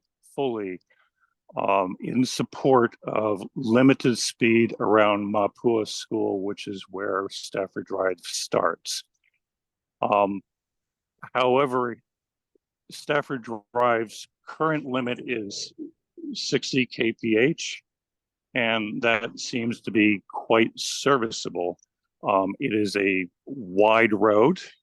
It has a wide shoulder on both sides.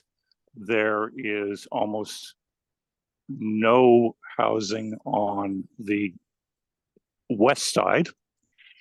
So there really isn't a problem to solve as far as speed goes.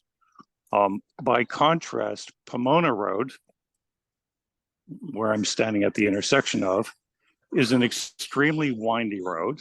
It's extremely narrow.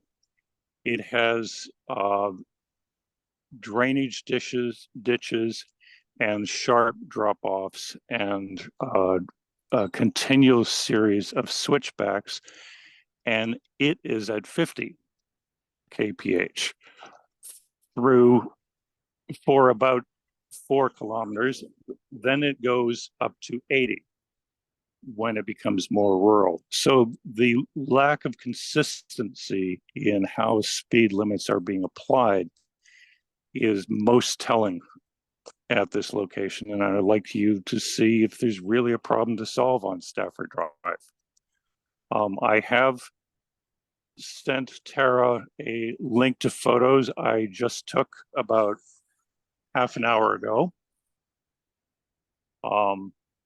it appears that the cliffs at Stafford Drive have slipped, so the road is closed at this intersection to the slips, and the traffic that would have gone on Stafford Drive is now being diverted to Pomona Drive. In other words, safety is being reduced by a road clearly not designed to handle the kind of traffic that Stafford was, is being deployed for that purpose. So again, I would like a little bit of equity in the various roads that you're imposing new speed limits on. And I would also like you to look at the actual accident data for this road since it has been converted from the coastal highway. And I think that would also reinforce there's not a safety issue to resolve on Stafford Drive. Thank you very much. Thank you. I'll see if there's any questions. It appears not. So thanks very much, Bruce. Appreciate you taking the time to zoom in this morning. We'll move now to Angela Blackburn. Can you hear us? Hi, yeah, it's Andrea Blackburn. Sorry. Thank you. Can you see me? Can you see me? Not yet. Video is on. Yeah, we can hear you, but not see you yet. Councillors, it's page 67. Okay, hopefully the video will catch up. We can see you now. Thank you. All right, great. Thanks for the opportunity to speak. And I've spoken on this particular issue to a number of hearings now. And I'm sure you've all seen the submission. I'm speaking to my personal submission today, but I'm also the chair of the Motueka Valley Association. I think one of my colleagues is speaking tomorrow on that one, but of course I fully support that too. The key issue I want to speak about again is the speed around Natamoti School. And it's good to see priority is being given to reducing speeds around schools, both in this consultation document, but also in the 10-year plan consultation document. And I fully support that. Really what I want to focus on is within that, asking priority be given to reduce the speeds in Natamoti, which has been missed on previous occasions when speed limits have been reduced around schools. So around Natamoti School, we have both the Motueka Valley Highway and Green Hill Road, both of which are 100 kilometres an hour. And this is a primary school. So all of the other rural primary schools in our area, so Dovedale and Brooklyn, Lower Mootry, Mahana, they all already have reduced speed limits. And whilst they may need to be reduced further, I think Natamoti School really still being at 100 kilometres an hour deserves that more urgent attention. I actually recently had a near miss myself, just at the end of my driveway. I live a couple of blocks down from the school, a couple of residences down from the school, and it's a straight there, and so it's a place where lots of people take the opportunity to overtake. We have increased heavy traffic on the Motueka Valley Highway, increased tourism again. So we get many impatient drivers that want to use that route to overtake. And that in itself is not problematic. The problem is there's not much space either side. So having been walking there, I was narrowly missed by maybe 2 centimetres, another 2 centimetres, and it would have been a very different story. And obviously we've got the kids there at school. We have kids crossing to the from Green Hill Road to the bus stop opposite Green Hill Road on the Motueka Valley Highway. And we also have the Great Taste Cycle Trail, which has recently had a soft opening there. And it would be wonderful to actually see some of the kids be able to walk to school and cycle to school that currently can't. Excuse me 1 second. Oi. We have just taken on a rescue dog who just sees her dad coming. So just give me 1 second. That's very happy. We've always been happy. Yeah.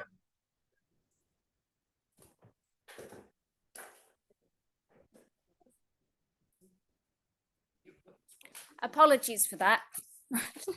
No It's my problem. other Carry half on. returning home is rather excitable. Yeah, and so yeah, it would be wonderful to use the new cycleway and the hopeful crossing that's going in for kids to be able to walk and cross safely to school. And we just ask that the speed limits around school are given more urgent attention, please.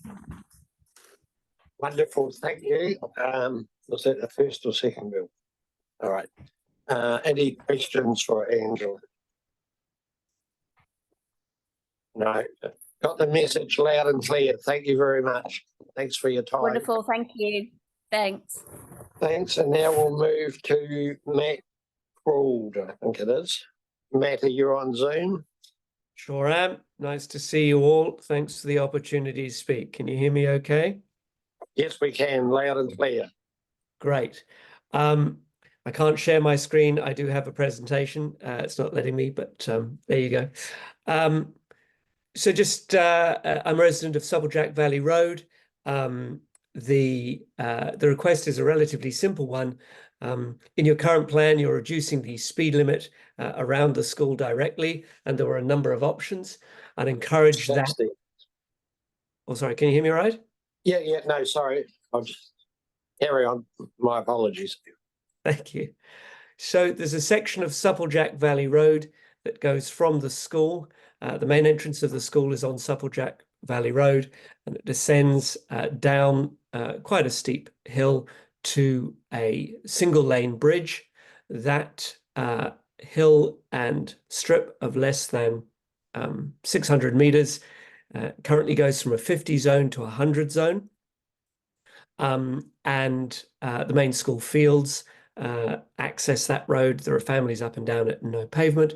And so the request is simply that the school zone be extended as far as the single lane bridge to account for the irrationality of having any other speed there above 50, but hopefully for the sake of all the kids that have to travel and walk on no pavements between the school fields, the main school, the school pool, the church and the school community centre, which is opposite the school, have somewhere safe to walk with a low speed zone for the logging trucks and so on. No economic activity impacted, no farming activity impacted, simply a need to reduce speed there for no other reason than just general safety of the community. That's it.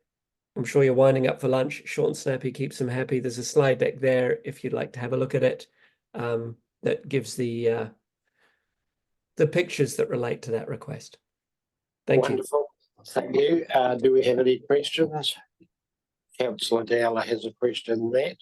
Sure. Yeah, Matt. So from the Moutere, in the highway through to that corner would be the 50k area you'd be looking at completely, or further? Yeah, so at the moment, if you're heading down Supplejack Valley Road, right by the school, the speed limit changes from 50 to 100 kilometers an hour. And I think in your current option plan, there are options for it to go to 80, 60, or I think 40 in line with the school zone. I'd encourage that stretch from the school to the bridge to be 40 the whole way. Extend the zone, school zone, past the school fields. If you're headed downhill from the Upper Moutere Highway, school fields on your right, main entrance to those are currently in the 100 zone. Keep the school zone going all the way to the bridge. And that will discourage what we locally call the race ramp. Folk go racing as soon as that 100k sign is on their right. They floor it because they've got a nice hill to have fun on and have to slam the brakes before they hit a one-lane bridge, a hairpin turn that then changes to gravel. So great fun, but not so good if you're the kids going to and from that school. So that's the request. I hope that makes sense. In my presentation, I've sort of outlined it with the topo maps and some pictures and so on. Yeah, thanks. I went and drove it the other day, so I know exactly what you're talking about. Thanks. Right. Thanks. Yeah. Just one quick question and answer from Councillor Ellis. I'm sorry. Thank you. Thank you very much for your presentation. I'm just wondering, do you know how many school children are using that road during the day? Yeah, between 8 and 14. So it's a primary school. Upper Moutere, of course, goes right up to 12, 13. if I had my presentation, I'd show you the houses on the topo map. Every single house down between the school and the bridge has primary school students in it currently. It's not clear on the topo maps. That's why it's so good to hear that you drove it. But many of what looked like just rural drives actually link into homes with primary school children in them who walk down or bike down and then walk just gently up that hill to school or duck into the school fields. At the moment, we still walk our 10-year-old to school every day, pretty much on the road, just for fear of the trucks going past at 100 or trying to get to 100 in the space of 600 meters. Thank you, mate. Yeah. Hi. Really appreciate you coming in and answering the questions via Zoom. So thanks very much. We'll You're move welcome. on to our next speaker. Great process. Thank you. Is Peter Bullock. You'd like to come up to the table? Turn one of the speakers on. Bill will go at 3 minutes and then conclude at 5. For 48. apologies for asking people to listen. Maybe there'll be a note taker next time. Somebody note takes and other people, everybody else listens, but obviously that's the way here. Just to talk about that last speaker, I'm a military school bus driver, and those sight lines of the school kids crossing from one side of the road to the other, the cars, the parents park their cars there at 3 o'clock. I've got to squeeze my bus out somehow out of the churchyard.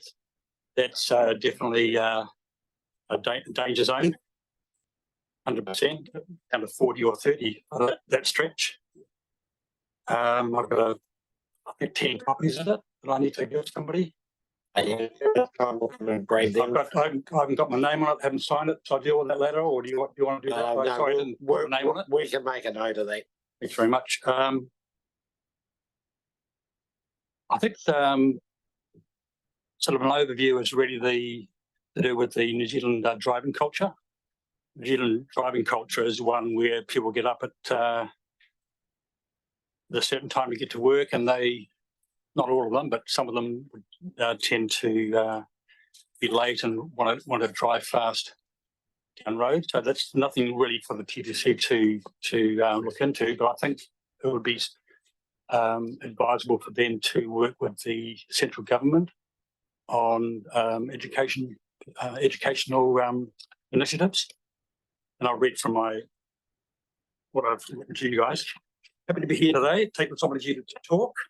My name is Peter Bullock. The TDC, in conjunction with the central government through all the various governing mental organisations, play a vital role in establishing the framework from which New Zealanders move about the country. As civil servants, they need to ensure the safety and welfare of all New Zealanders, not just the truck drivers, the multinationals, the big companies, the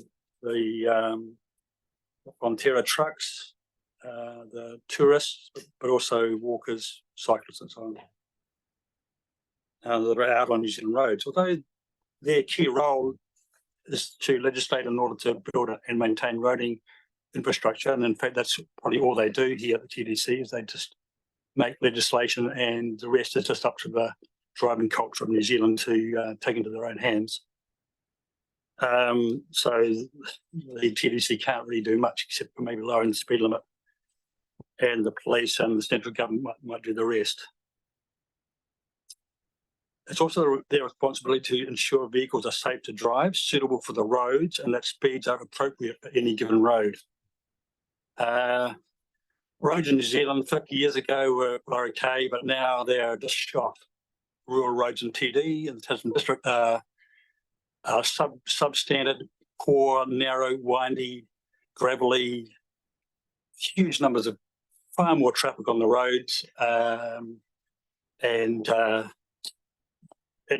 drivers are driving in their big SUVs, whatever they've got, whether it's a racing car, a Cadillac or whatever, they're driving far faster than they used to. Nevertheless, the driving culture in New Zealand, despite lying outside the legislative jurisdiction of lawmakers, is a big driver on how New Zealand or how safe New Zealand roads are to drive on. So here lie the big issues for many roads, especially, but not all. And here lie the big issues for many roads, especially, but not all, just the less travelled ones. 50 years on, not fit for purpose. They're narrow, have too much traffic, vehicles are larger, faster, etc. So it is firstly important for legislators to reduce speeds to safe levels. However, likely as important, it is the New Zealand driving culture that needs to also change through education from early on. That means stricter measures with young drivers. Better standards of drivers will ensure better outcomes. This will lead to roads being safer for all, creating fewer fatalities and accidents. The key issues here are to do with speed of life, the busy life people lead, and very important, the time management within people's minds. This leads to time is money, and therefore faster speeds on New Zealand roads, which have not kept up with on the main and certain areas with the increase in sheer volumes of traffic. Where I live, New York Road is a very dangerous road. Motorbike riders use it as their racetrack.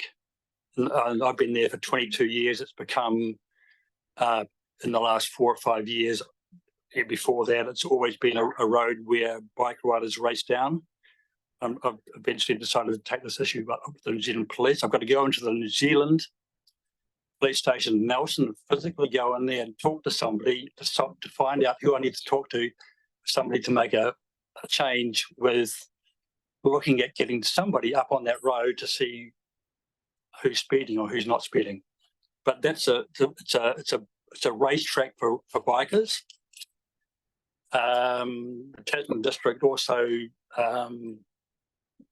although they're trying to allow have sort of a say in what people do on the roads, it's near impossible because the driving culture in New Zealand is they promote Formula One, they promote racetrack racing, they promote all sorts of racing. So therefore, people that are driving cars, they're in their racing cars already and their racing bikes already. They've got big cars, they've got cars which are trucks, which are huge, very noisy, bikes which are hugely noisy down roads. There's nothing being done on those issues. We're now at 6 minutes. You've had a minute. 6 minutes. Okay, I'll just wind up. If you would, please. Just stress the point, New Zealand rural roads, especially those near cities and towns, are often narrow, are curvy, with poor visibility, and this combined with speed and more traffic means many roads are plainly dangerous to drive on. A blanket 80k across all TDC roads, where 100k is the case now, is imperative, absolutely vital. Council and central government owe it to the New Zealand people to make it safer to drive on New Zealand roads. Now is the time to act decisively to reduce speeds on many, many roads. This will be so long as it is policed alongside an education program and a change to the driving culture, a sure and quick way to make New Zealand roads safer. Safety is paramount, not money in people's pockets. Thank you for listening to me today. Just one more thing. That I was driving. Hang on, Peter. We're at Newdorf Road is 100 k's road, right? Swamp Road and Redwood Road, which I just drove down today and took a note of, and Gardner Valley Road, which changed because of the bypass. All those 3 roads are 80k zones. There's inequity in the speed limits on certain roads. So why did this council not look at other roads within the TDC that were as dangerous, if not far more dangerous than a road like Swamp Road, which is straight, Redwood Valley, which is straight, Garden Valley, obviously, it's curvy and windy, and it's obviously 80k is very safe, but the other ones are just, I drove them down there today. I thought, wow, this is easy. We're looking at all of those roads as part of this process. Fantastic. Thank you. Wish you luck. Peter Olenshaw, you're next, I think. Thank you very much.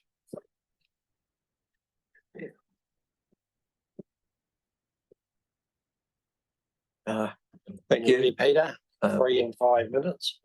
Sure. I don't know if I've got my slides there. Oh, sorry.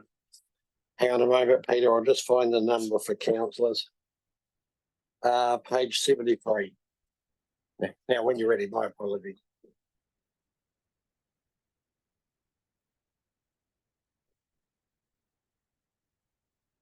Sorry, I was very late Oh, there getting you are. my slides. Yeah, thank you.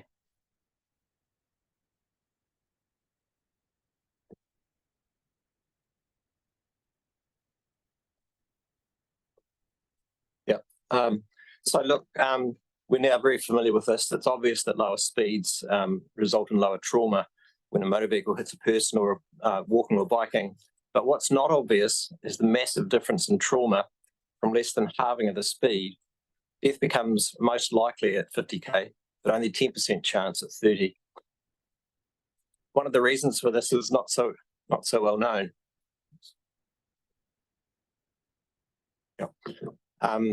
Is the narrowing of focus with an increase in speed.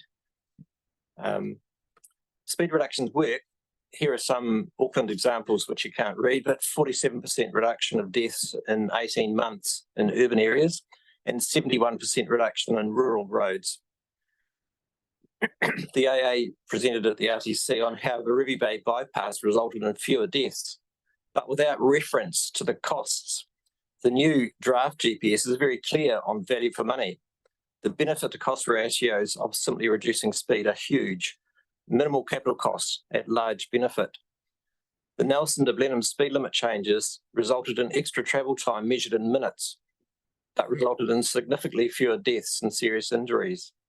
Ultimately, what price do we put on someone lying in bed for an extra 2 minutes compared to a child's life? Now I want to focus on why a blanket 30 kph speed limits in urban areas where there are no protected cycle paths is such a game changer. Here's a map of cycle paths in Nelson. It's not much of a network, is it? Richmond is similar. Even with the addition of the planned or even talked about cycle paths, this doesn't come close to creating a comprehensive, safe cycling network, so crucial to making it an attractive commuting option for children and risk-averse adults.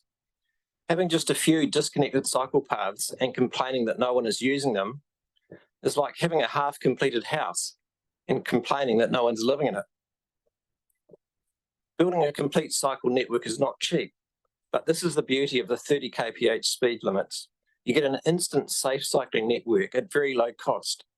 Ideally, you have raised crossing thresholds to announce cars are entering or leaving a 30 kph zone, some tree planting where we should be doing it anyway, but that's it. And here's the most important thing. 30 kph zones don't actually slow commuters down much, as most of their commuting will be done on arterials at 50k or higher speeds. On-road cycle lanes on the outside of parked cars in anything other than 30 kph speeds or slower are killers. They were never fit for purpose and never happen in Holland. By attracting people, children and adults, away from being carted to school or driving to work means there are real congestion busting happening. This is why at school holidays congestion is minimal.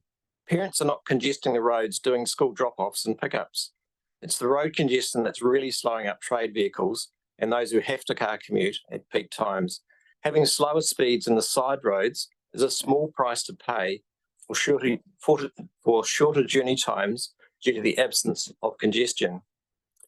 Dr. Paul Winton makes the point that if his children can get themselves to school due to safe cycle speeds and paths, that's half an hour extra time saved morning and afternoon, 5 days a week. That's 5 extra hours a week available for productive work. This has a real productivity benefit that must be counted, quite apart from the benefits to the children and getting that exercise and developing their own independence. So with one of the main themes of the new draft GPS being value for money, lowering speed limits to 30 kph wherever there was no safe cycling path is extraordinary value for money. Low capital costs with minimal, if any, increase in travel times due to the fewer vehicles being on the road. And just as I've got time, And there are reasons other than safety as to why lower rural speeds should be considered. The aerodynamic drag on a vehicle goes up with a square of speed, so a bit faster uses a lot more energy. We're in a climate emergency, and anything we can do to reduce fossil fuel combustion, we should be doing. We currently have just over 2% of the cars with zero tailpipe emissions, and new ones that we're still buying will be on the road and still polluting. Sorry, new fossil fuel vehicles that we're still buying will be on the road still polluting for 14 years. So immediate emissions reductions from reduction in rural speeds to 80 kph means this should be the default open road maximum speed. Motorways with medium and expressways with median barriers could be higher for EVs only. Thank you. Thank you, Peter. Thanks very much for your submission. We'll move on now to Robin Treadwell. Councillors, it is page number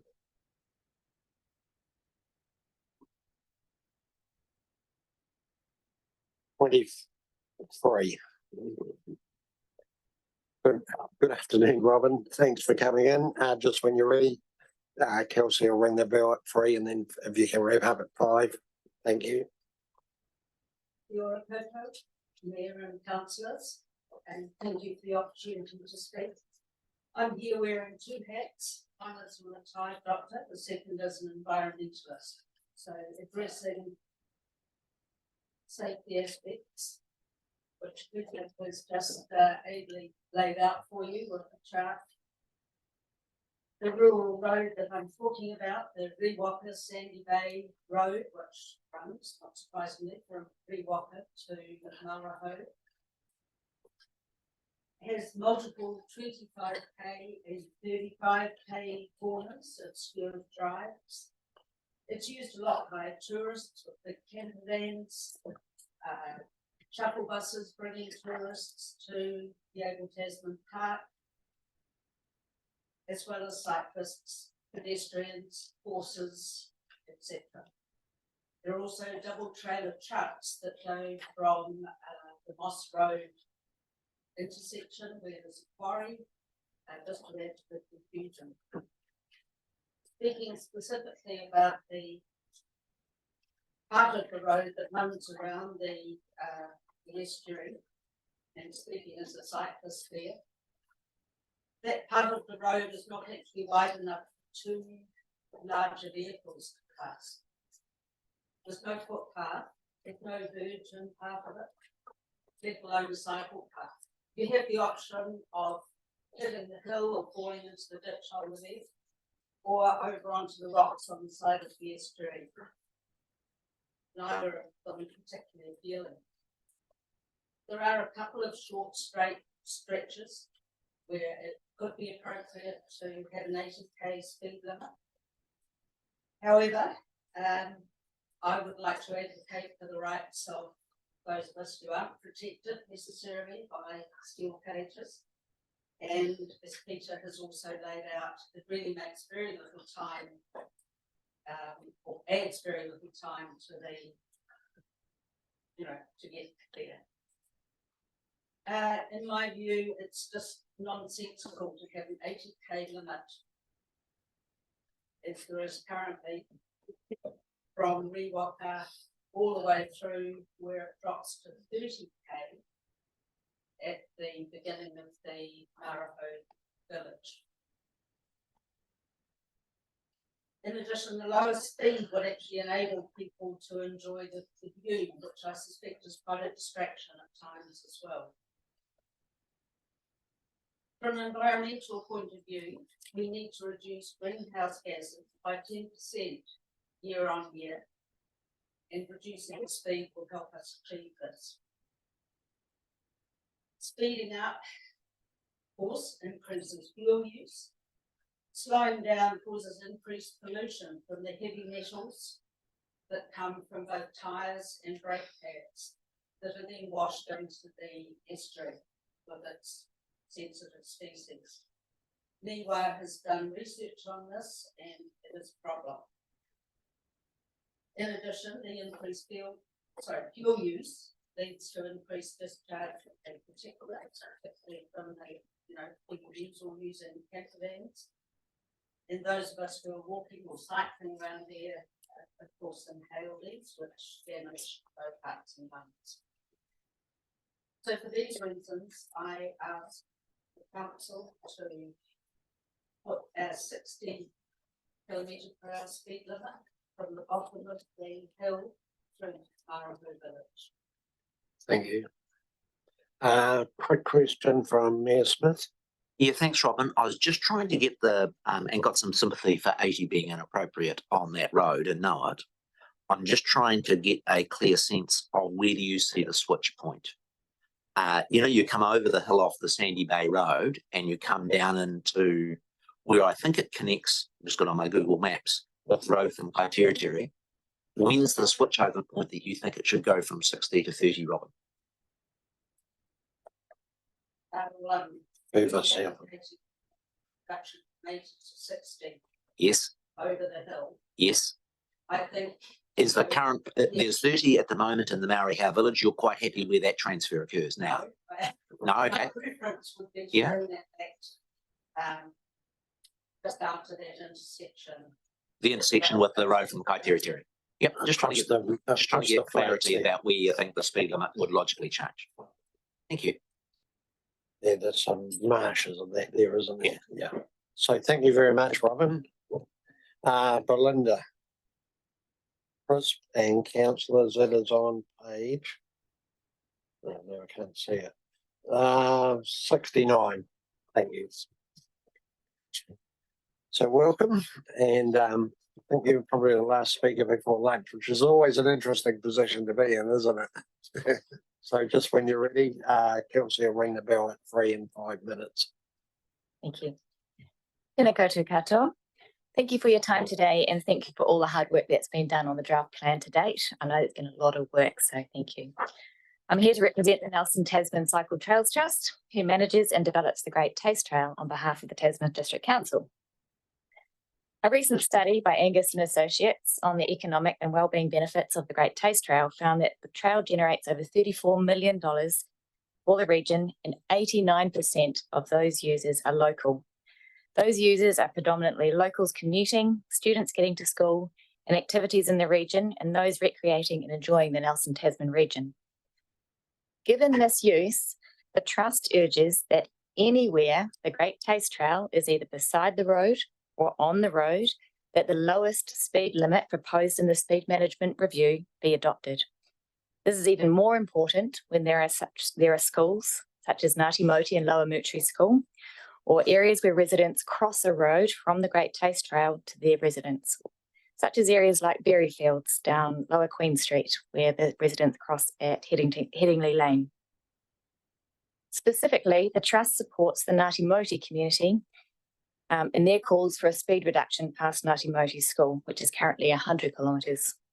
While the Great Taste Trail will provide an off-road path for students to access the school between Pokororo and the Peninsula Bridge along Motueka Valley Highway, pupils will need to cross the Motueka Valley Highway to get to school. Any road crossing creates a risk, as does any recreation or activity beside a road. There are tools for reducing this risk set out in the New Zealand Cycle Trails Design Guidelines. Reducing speed is one tool that can reduce risk. Given that this tool is available, why wouldn't you use it? The Trust supports the speed management plan where the proposals are to reduce the speed close to the Great Taste Trail. So thank you for your opportunity, and thank you again for all your hard work. Thank you. Any questions, Mayor Smith? Just on Lower Queen Street, you mentioned the crossover point, which I'm very familiar with opposite the church, where it goes into that area. What speed limit are you advocating there? I looked through all the list in your submission. Yeah, I'm not. Are you wanting, the key question I've got is. Oh, it's probably 30K.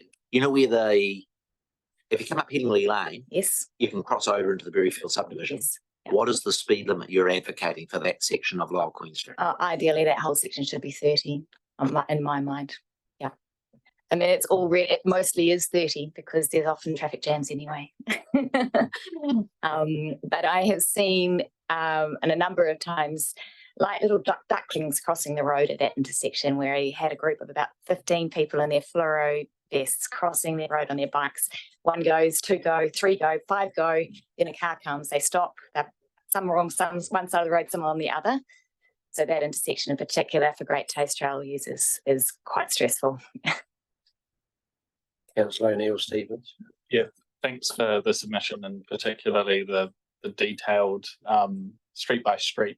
I guess taking a step back, one of the other things we've heard in submissions is around consistency of speed limit, and within those recommendations, you're suggesting sort of the full range depending on the situation. And I guess taking a step back, do you have any comment around the wider consistency of our speed limit framework?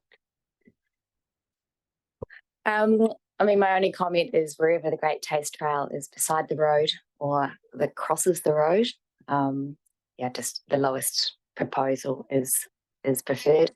As I said, if there's a tool to reduce the risk for the Great Taste Trail users, of which 89% are locals, then why wouldn't you use it? Thank you. No further questions. Sorry, Councillor Ellis.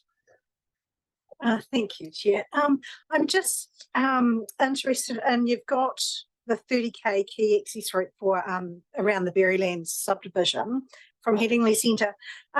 But as a regular user of that road, are you asking for 30k along that entire road? Because there is quite a substantial issue on the Great Taste Trail at the traffic light intersection, where there's quite a number of quite a bit of confusion as to how that intersection is used and as it extends on the back of Jubilee Park. Do you have any comment about that?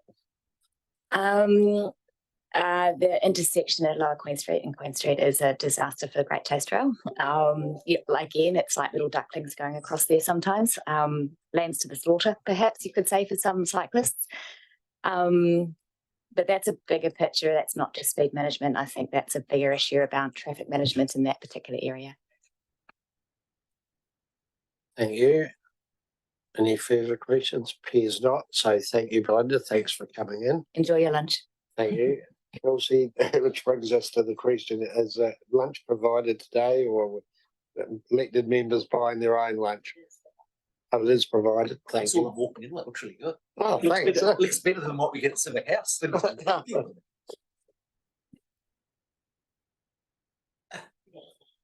Right, meeting is adjourned. Could officer just clarify the provision of the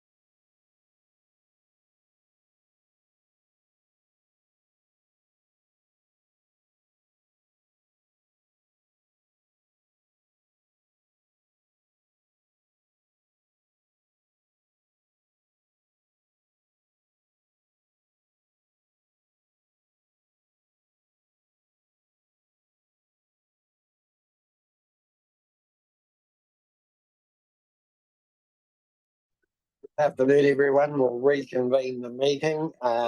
We have 3 more speakers that have kindly come in to speak to us. And we will start with Augusta. If you'd like to come up to the table, welcome. And turn the microphone in front of you. Just press the button on your right-hand side. And the page number of councillors is just me or me. We're gonna go. Right.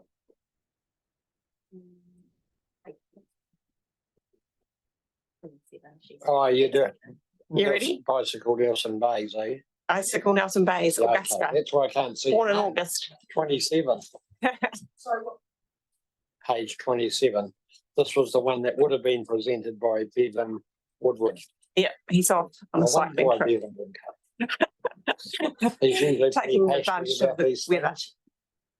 Yeah, so I'm Augusta Vervaeke from Bicycle Nelson Bays. Bicycle Nelson Bays, as you probably know, is a cycle advocacy group that is part of the Cycle Action Network of New Zealand. Our mission is to increase the numbers of active transport users, including people on bikes in the Nelson region, with particular focus on and off-road urban and active transport routes.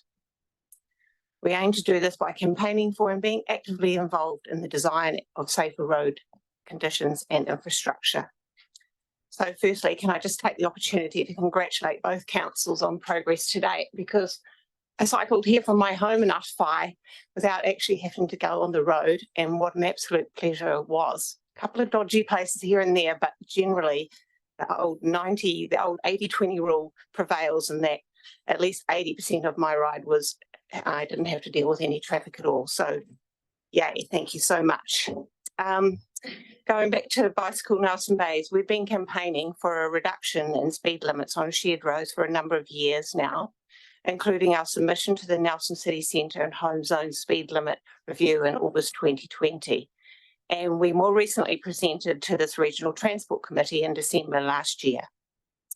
We are really pleased to be part of the discussion around speed reduction in the region, both in our rural and urban areas, as we see this as an integral part of recognising that there are other users on the roads, and that increasing the number of people using active transport is pivotal to the ongoing growth and sustainability of this region. Council policies acknowledge the need for multi-module increases in transport capacity to meet projected future demands. And in this context, improvements to address the barriers to active transport uptake, including perceived safety and convenience, are vital to realise the associated benefits. Our submission therefore supports that NCC and TDC adopt a safe and appropriate speed limits using urban option D and rural option 4. Why? Because they improve safety for all users. And safety is the key to adoption of active transport. They are the most effective interventions for improving safety for all road users, especially for active transport users who are acutely sensitive to both real and perceived road danger. These options align with global road safety standards. The safe system approach has identified the appropriate traffic speeds to optimise both traffic movement and the safety of all road users. They are proven internationally to significantly reduce both the frequency of crashes and severity of crashes. These options enable mode shift and improve transport efficiency and affordability, which are key to sustainable living. They will serve to reduce congestion and free up the road for commercial and emergency services. These options are the most effective in addressing our sustainable living through a reduction in transport emissions, air pollution, and improving population health. The concept of livable streets is at the heart of the UN's 2030 Agenda for Sustainable Development. Speed reduction is highly cost-effective treatment to transform our streets, seen as a first step to enabling change to active transport, and there's plenty of evidence globally to support this. Although in an ideal world, we would like to see all active transport separated from vehicles, lowering speed limits to enable a share with care model can be implemented relatively quickly and has proven to have great results. Thank you very much for your time today. Thank you. And thanks for taking the effort, especially the bike out. That's impressive. Yeah, so they're well done. We'll see if there's any questions. Does anyone have any questions? It appears not, but fear not, it's not been taken in vain. We do appreciate you, the effort you've put in your submission. Thank you. Thank you. So with that, we will move on now to Marcus. Thank you.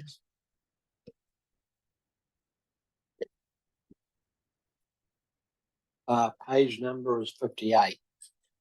Just when you're ready, Marcus. The bell will go at 3 minutes and again at 5. Good afternoon, ladies and gentlemen.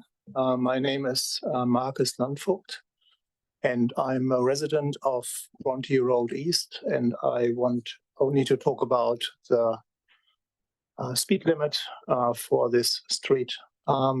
Currently, you're allowed to drive 100 kilometers per hour.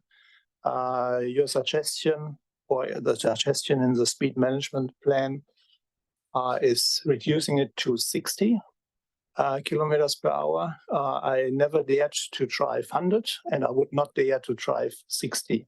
So I'm pleading in my submission to reduce the speed limit to 30. Bronte Road East is a narrow 1.3 kilometer long road, cul-de-sac road, has no pavement, almost no road marking. We have different users, both with vehicles and without. So we have only residents there. So of course they are getting visitors and they are getting service providers to come in. And other than that, people walk on the street. Kids cycle on the street, kids walk on the street, play on the street, people walk their dogs or other pets on the road. So, and it is absolutely dangerous to drive on this road with the suggested 60.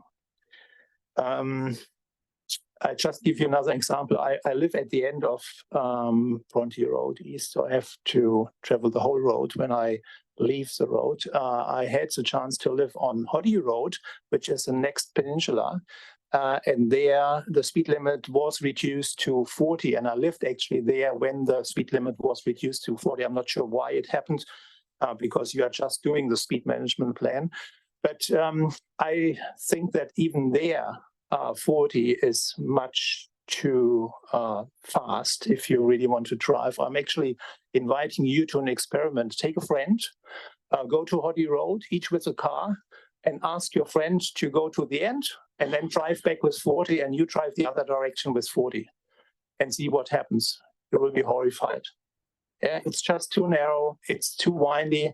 40 is too much. Therefore, I'm pleading for 30 kilometers per hour for the road I live in.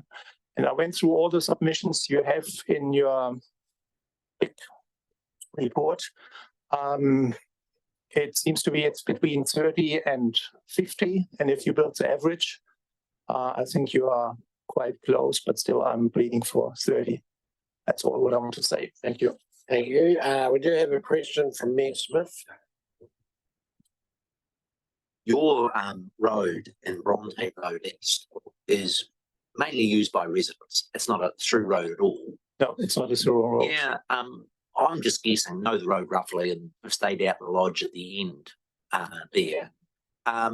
Would you, I'd estimate there'd be sort of 40 residents, roughly? Yeah, maybe 60. Maybe 60? Yeah. What do you think the majority view of? Has there been any sort of community discussion? Because when you've got a through road, you've got to take into account what other people think as well. Absolutely. In your situation, basically, it's you guys that have to slow down. Has there been any discussion, any sort of neighbourhood group around what would be a limit that everybody would be comfortable with? I think they are comfortable with 40. I mean, as I said, I went through all the submissions. They are between 30 and 50.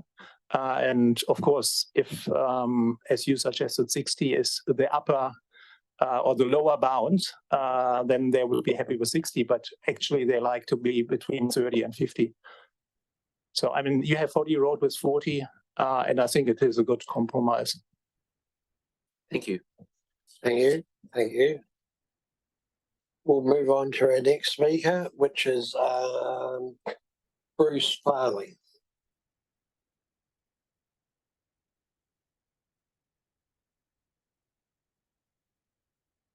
Well, sorry, councillors, page 71. If you just turn your microphone on. Yep. So just when you're ready, Bruce, you'll see a ring the bell at 3 minutes and then again 5. Yep, well, thank you for having me here. I feel a bit like the elephant in the room after listening to the last two people. I'm just going to establish myself in the first 30 seconds. So I've been in business here in Nelson for many years, one of Nelson's biggest employers, and I have business interests throughout New Zealand. So I spend a lot of time on the road. I love driving. I drive classic cars. I drive motorbikes, classic motorbikes, and I travel up and down for all our business on the farms and things. And I do 50 to 60,000 kilometres a year. So I'm probably one of the biggest drivers, not a commercial driver. I've done 5,000 kilometres in the last month. So I'm on the road all the time and I see what's happening. I just came back from the King Country farm yesterday. And my view is, you know, the Road to Zero, which was Julianne Genta's fairly ideological coalition agreement in 2017, it hasn't been taken well with the general public. And I think it's because, you know, I'm not against, in fact, I'm very for some speed restrictions. I'm totally happy doing 80 Ks out through Redwood Straight, Appleby Straight. I think most of us would like to see school restrictions, some of these restrictions down here in Motueka and Richmond, but my concern is to do this, you've got to have the public support behind you. And with some of these levels at C and D, you're not going to get that support. And you'll have to excuse my rough writing. I went to go home to get my written submission this morning and the floor people are in there putting glue on the house and I couldn't even get into it. So I'm just reading from notes. I haven't been home for... No, that was different as well. I wrote down a whole lot of other things. So you've got to get people behind. If we go too radical on these things, it's like in New Zealand, we seem to go from here to here. I mean, it's why we've got racial tension at the moment. We've gone from this area to this area and we haven't taken the general public with them. And I'm worried that with some of you, yeah, I read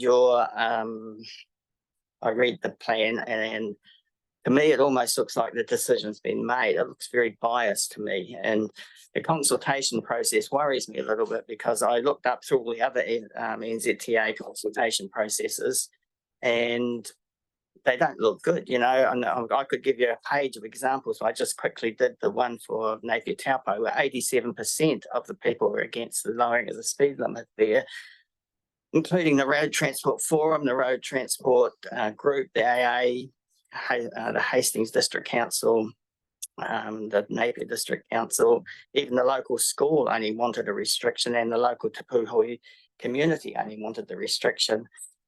And yet 80%, 87%, and it's the AA actually wrote to the minister saying that they thought the whole system of consultation was with the NZTA was a farce. They weren't listened to.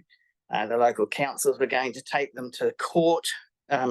And I'm just worried that, you know, you've got to get people on board to do these things. And if 87% of the people don't want it, then 80% of the people don't want it. I mean, this is democracy, isn't it? And it concerns me when I see these things and I look at your list and it just looks to me like somebody who wrote that list has already made a decision. It's a very biased list and we have a great obsession with speed in this country. And I've only got a minute, but a lot of these speed figures have got to be questioned. And having a friend who worked in the serious crash unit, the way these figures are worked out are very biased. If it's just 1 kilometre over what their surveying system works, they consider speed was involved in that accident. Often the speed is not the issue. And then we also have on there that people, that slow drivers are not an issue, whereas 30% of the public when surveyed think that slow drivers are an issue. And I came home yesterday from the King Country to Wellington, saw 3 near-miss accidents, all involving slow vehicles, a tractor with a big thing on it, a person towing a boat who wouldn't move over, people just passing in frustration. So my concern is, or my request is, that we don't go to these options D, C and D. That I think if you took us along on A and B, you would get the support of the public, you would get the support of most of the drivers on the road. But if we go to these more radical C and Ds, just blanket increases, and I'm surprised we're here really, given that I just listened to Christopher Luxton and Simeon Brown's, I played the video, the Accelerate New Zealand. I mean, these blanket increases look like they may be reversed, and they're already talking about Napier Taupo Road. Is that 5 minutes? Yeah. Okay. Yes. So I'm a bit surprised that we're making this move, and I just worry about the cost that we're spending all this money doing these consultation processes. The Road to Zero's cost us billions, and the road toll is exactly the same as it was 5 years, 6 years ago when it was started. I think we can do better and spend our money better and get a lot more public support with a tempered approach. Thank you, Bruce. Do we have anyone have a quick question? All good, thank you. Thank you. Thanks very much. We'll now go to Beanie and Sally on Zoom. Good question. What page is that? 65. Hello. Thank you. Would you like to turn your camera on, please? Yep. We can hear you loud and clear, or we could. Hello. Yeah. I'm quite unprepared and probably not as committed as the last speakers, but I'll keep this brief. Is basically is what I'm saying. It's just one road and concern to me that I live on Deradoon Road in Riwaka, near Motueka. I actually moved there fairly recently, and I'm just blown away by the speed limit on that road. It's 80. It's an 80. The speed limit's currently 80, and it's a really busy road, especially at this time of year. There's big double unit trucks running up and down the road. It's no exit road. I'm not sure if you're familiar with the road. You probably are. I've talked to. Sorry? Some of us certainly are. Sorry, I've got a problem with my phone here. Speaker. We can hear you. Yep. Carry on. Sorry, someone's just interrupted me. Sorry. So yeah, basically, I'm just concerned about the speed limit on that road. I'm not sure if there's been any. I think there has been other submissions about it from other concerned parties. I haven't lived there very long, but I can see that it's an accident waiting to happen. Really, it's really narrow. There's very blind corners with driveways on them. There's nowhere to get off the road in places. Quite similar to, it seemed like one of the last speakers, Marcus. It's there's no room to go anywhere. And basically, yeah, to keep it short, I would just like to see the speed limit lowered, and every single neighbour. I've not talked to everyone. I don't know. Yeah, you just said there was other submissions, so yeah, that's about it. I'm just voicing my concern. I think it's a dangerous road, and I mean, I have nothing prepared, sorry, as you can tell. But I think the speed limit, personally, I think it should be anywhere between 50 to 60 at tops. Yeah, that's about it. And I'm obviously speaking on behalf of my wife Sally and my direct neighbours who I've talked to. Thank you. On 100. So there's at least 5 of my neighbours I know, and no one I talk to, everyone I talk to basically on the street says that it's way too fast, especially with the big trucks. There's a huge pack house at the end of the road as well, which is why there's so many big trucks, large semis coming down there. Yeah, I'll leave it there if there's any questions. Keep it short. Thank you. We've heard you loud and clear. Yep. Excuse me, do we have any questions? No, it appears not. So thank you very much. Thanks for taking the time and trouble to zoom in. We appreciate that. Thanks. Sorry, I actually thought it was last week too. That's how unprepared I am. And so I just found out now that, so yeah, I did write down a few notes, but that's based, I think you get the drift. So thank you very much. Very good. Thank you. Enjoy the rest of your afternoon. You too. Bye. See ya. Bye. Now, unless there's anyone else on Zoom or in the room, it appears not. We can move back to hearing from Jane and Bill the report.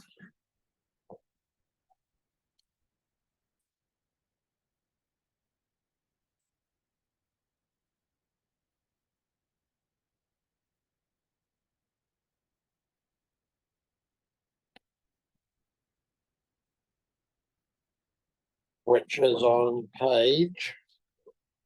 Oh, page 4. Thank you, Emma. So just picking up from where we were before the break, we're happy to receive any further questions on the hearings report. Otherwise, we'll go through the resolutions. I think Mayor Smith may have a question or two. Have you? No, I think you've done a good job with the report. Massive job working through not 2,200 odd submissions and clarifying for us. That's all good. And the recommendations are just simply receiving the information. I'd be interested in having some discussion about the options and the way forward, but more than happy to move the 4 resolutions that you have before you. Thank you. Is that how you were expecting? That's what I was expecting. Yeah. Okay. You had nothing further to add? Nothing further. You're happy to second Councillor Dowler? Okay, so we will, unless there's any discussion on any of those resolutions from anyone, I will put those, noting that the deliberations meeting will be in June. All those in favour, please say aye. Aye. Against, resolution is carried. Now, Dwayne, where to from here? You've got your run sheet. I can't find one. Okay. So, Mr. Chair, we'll just close with the karakia, and I think we wanted to have an informal conversation after the meeting. Just talk about the process from here. Okay. Yep, cool. Thank you. Kia hika te korido, kia wātia, kia mana te manawa o te tangata, kia o ke te ara mō tātou e ora nei, ko rango ki runga, kia tina, hui e, tai ki e. Let the discussions be lifted, clear away and ease the hearts of people, keep focus on the path of life, peace is upheld, say yes, bind together and so it is. Thank you.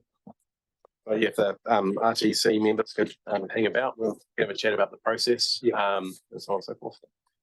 So yeah, thank you. That brings us to the close of the formal meeting.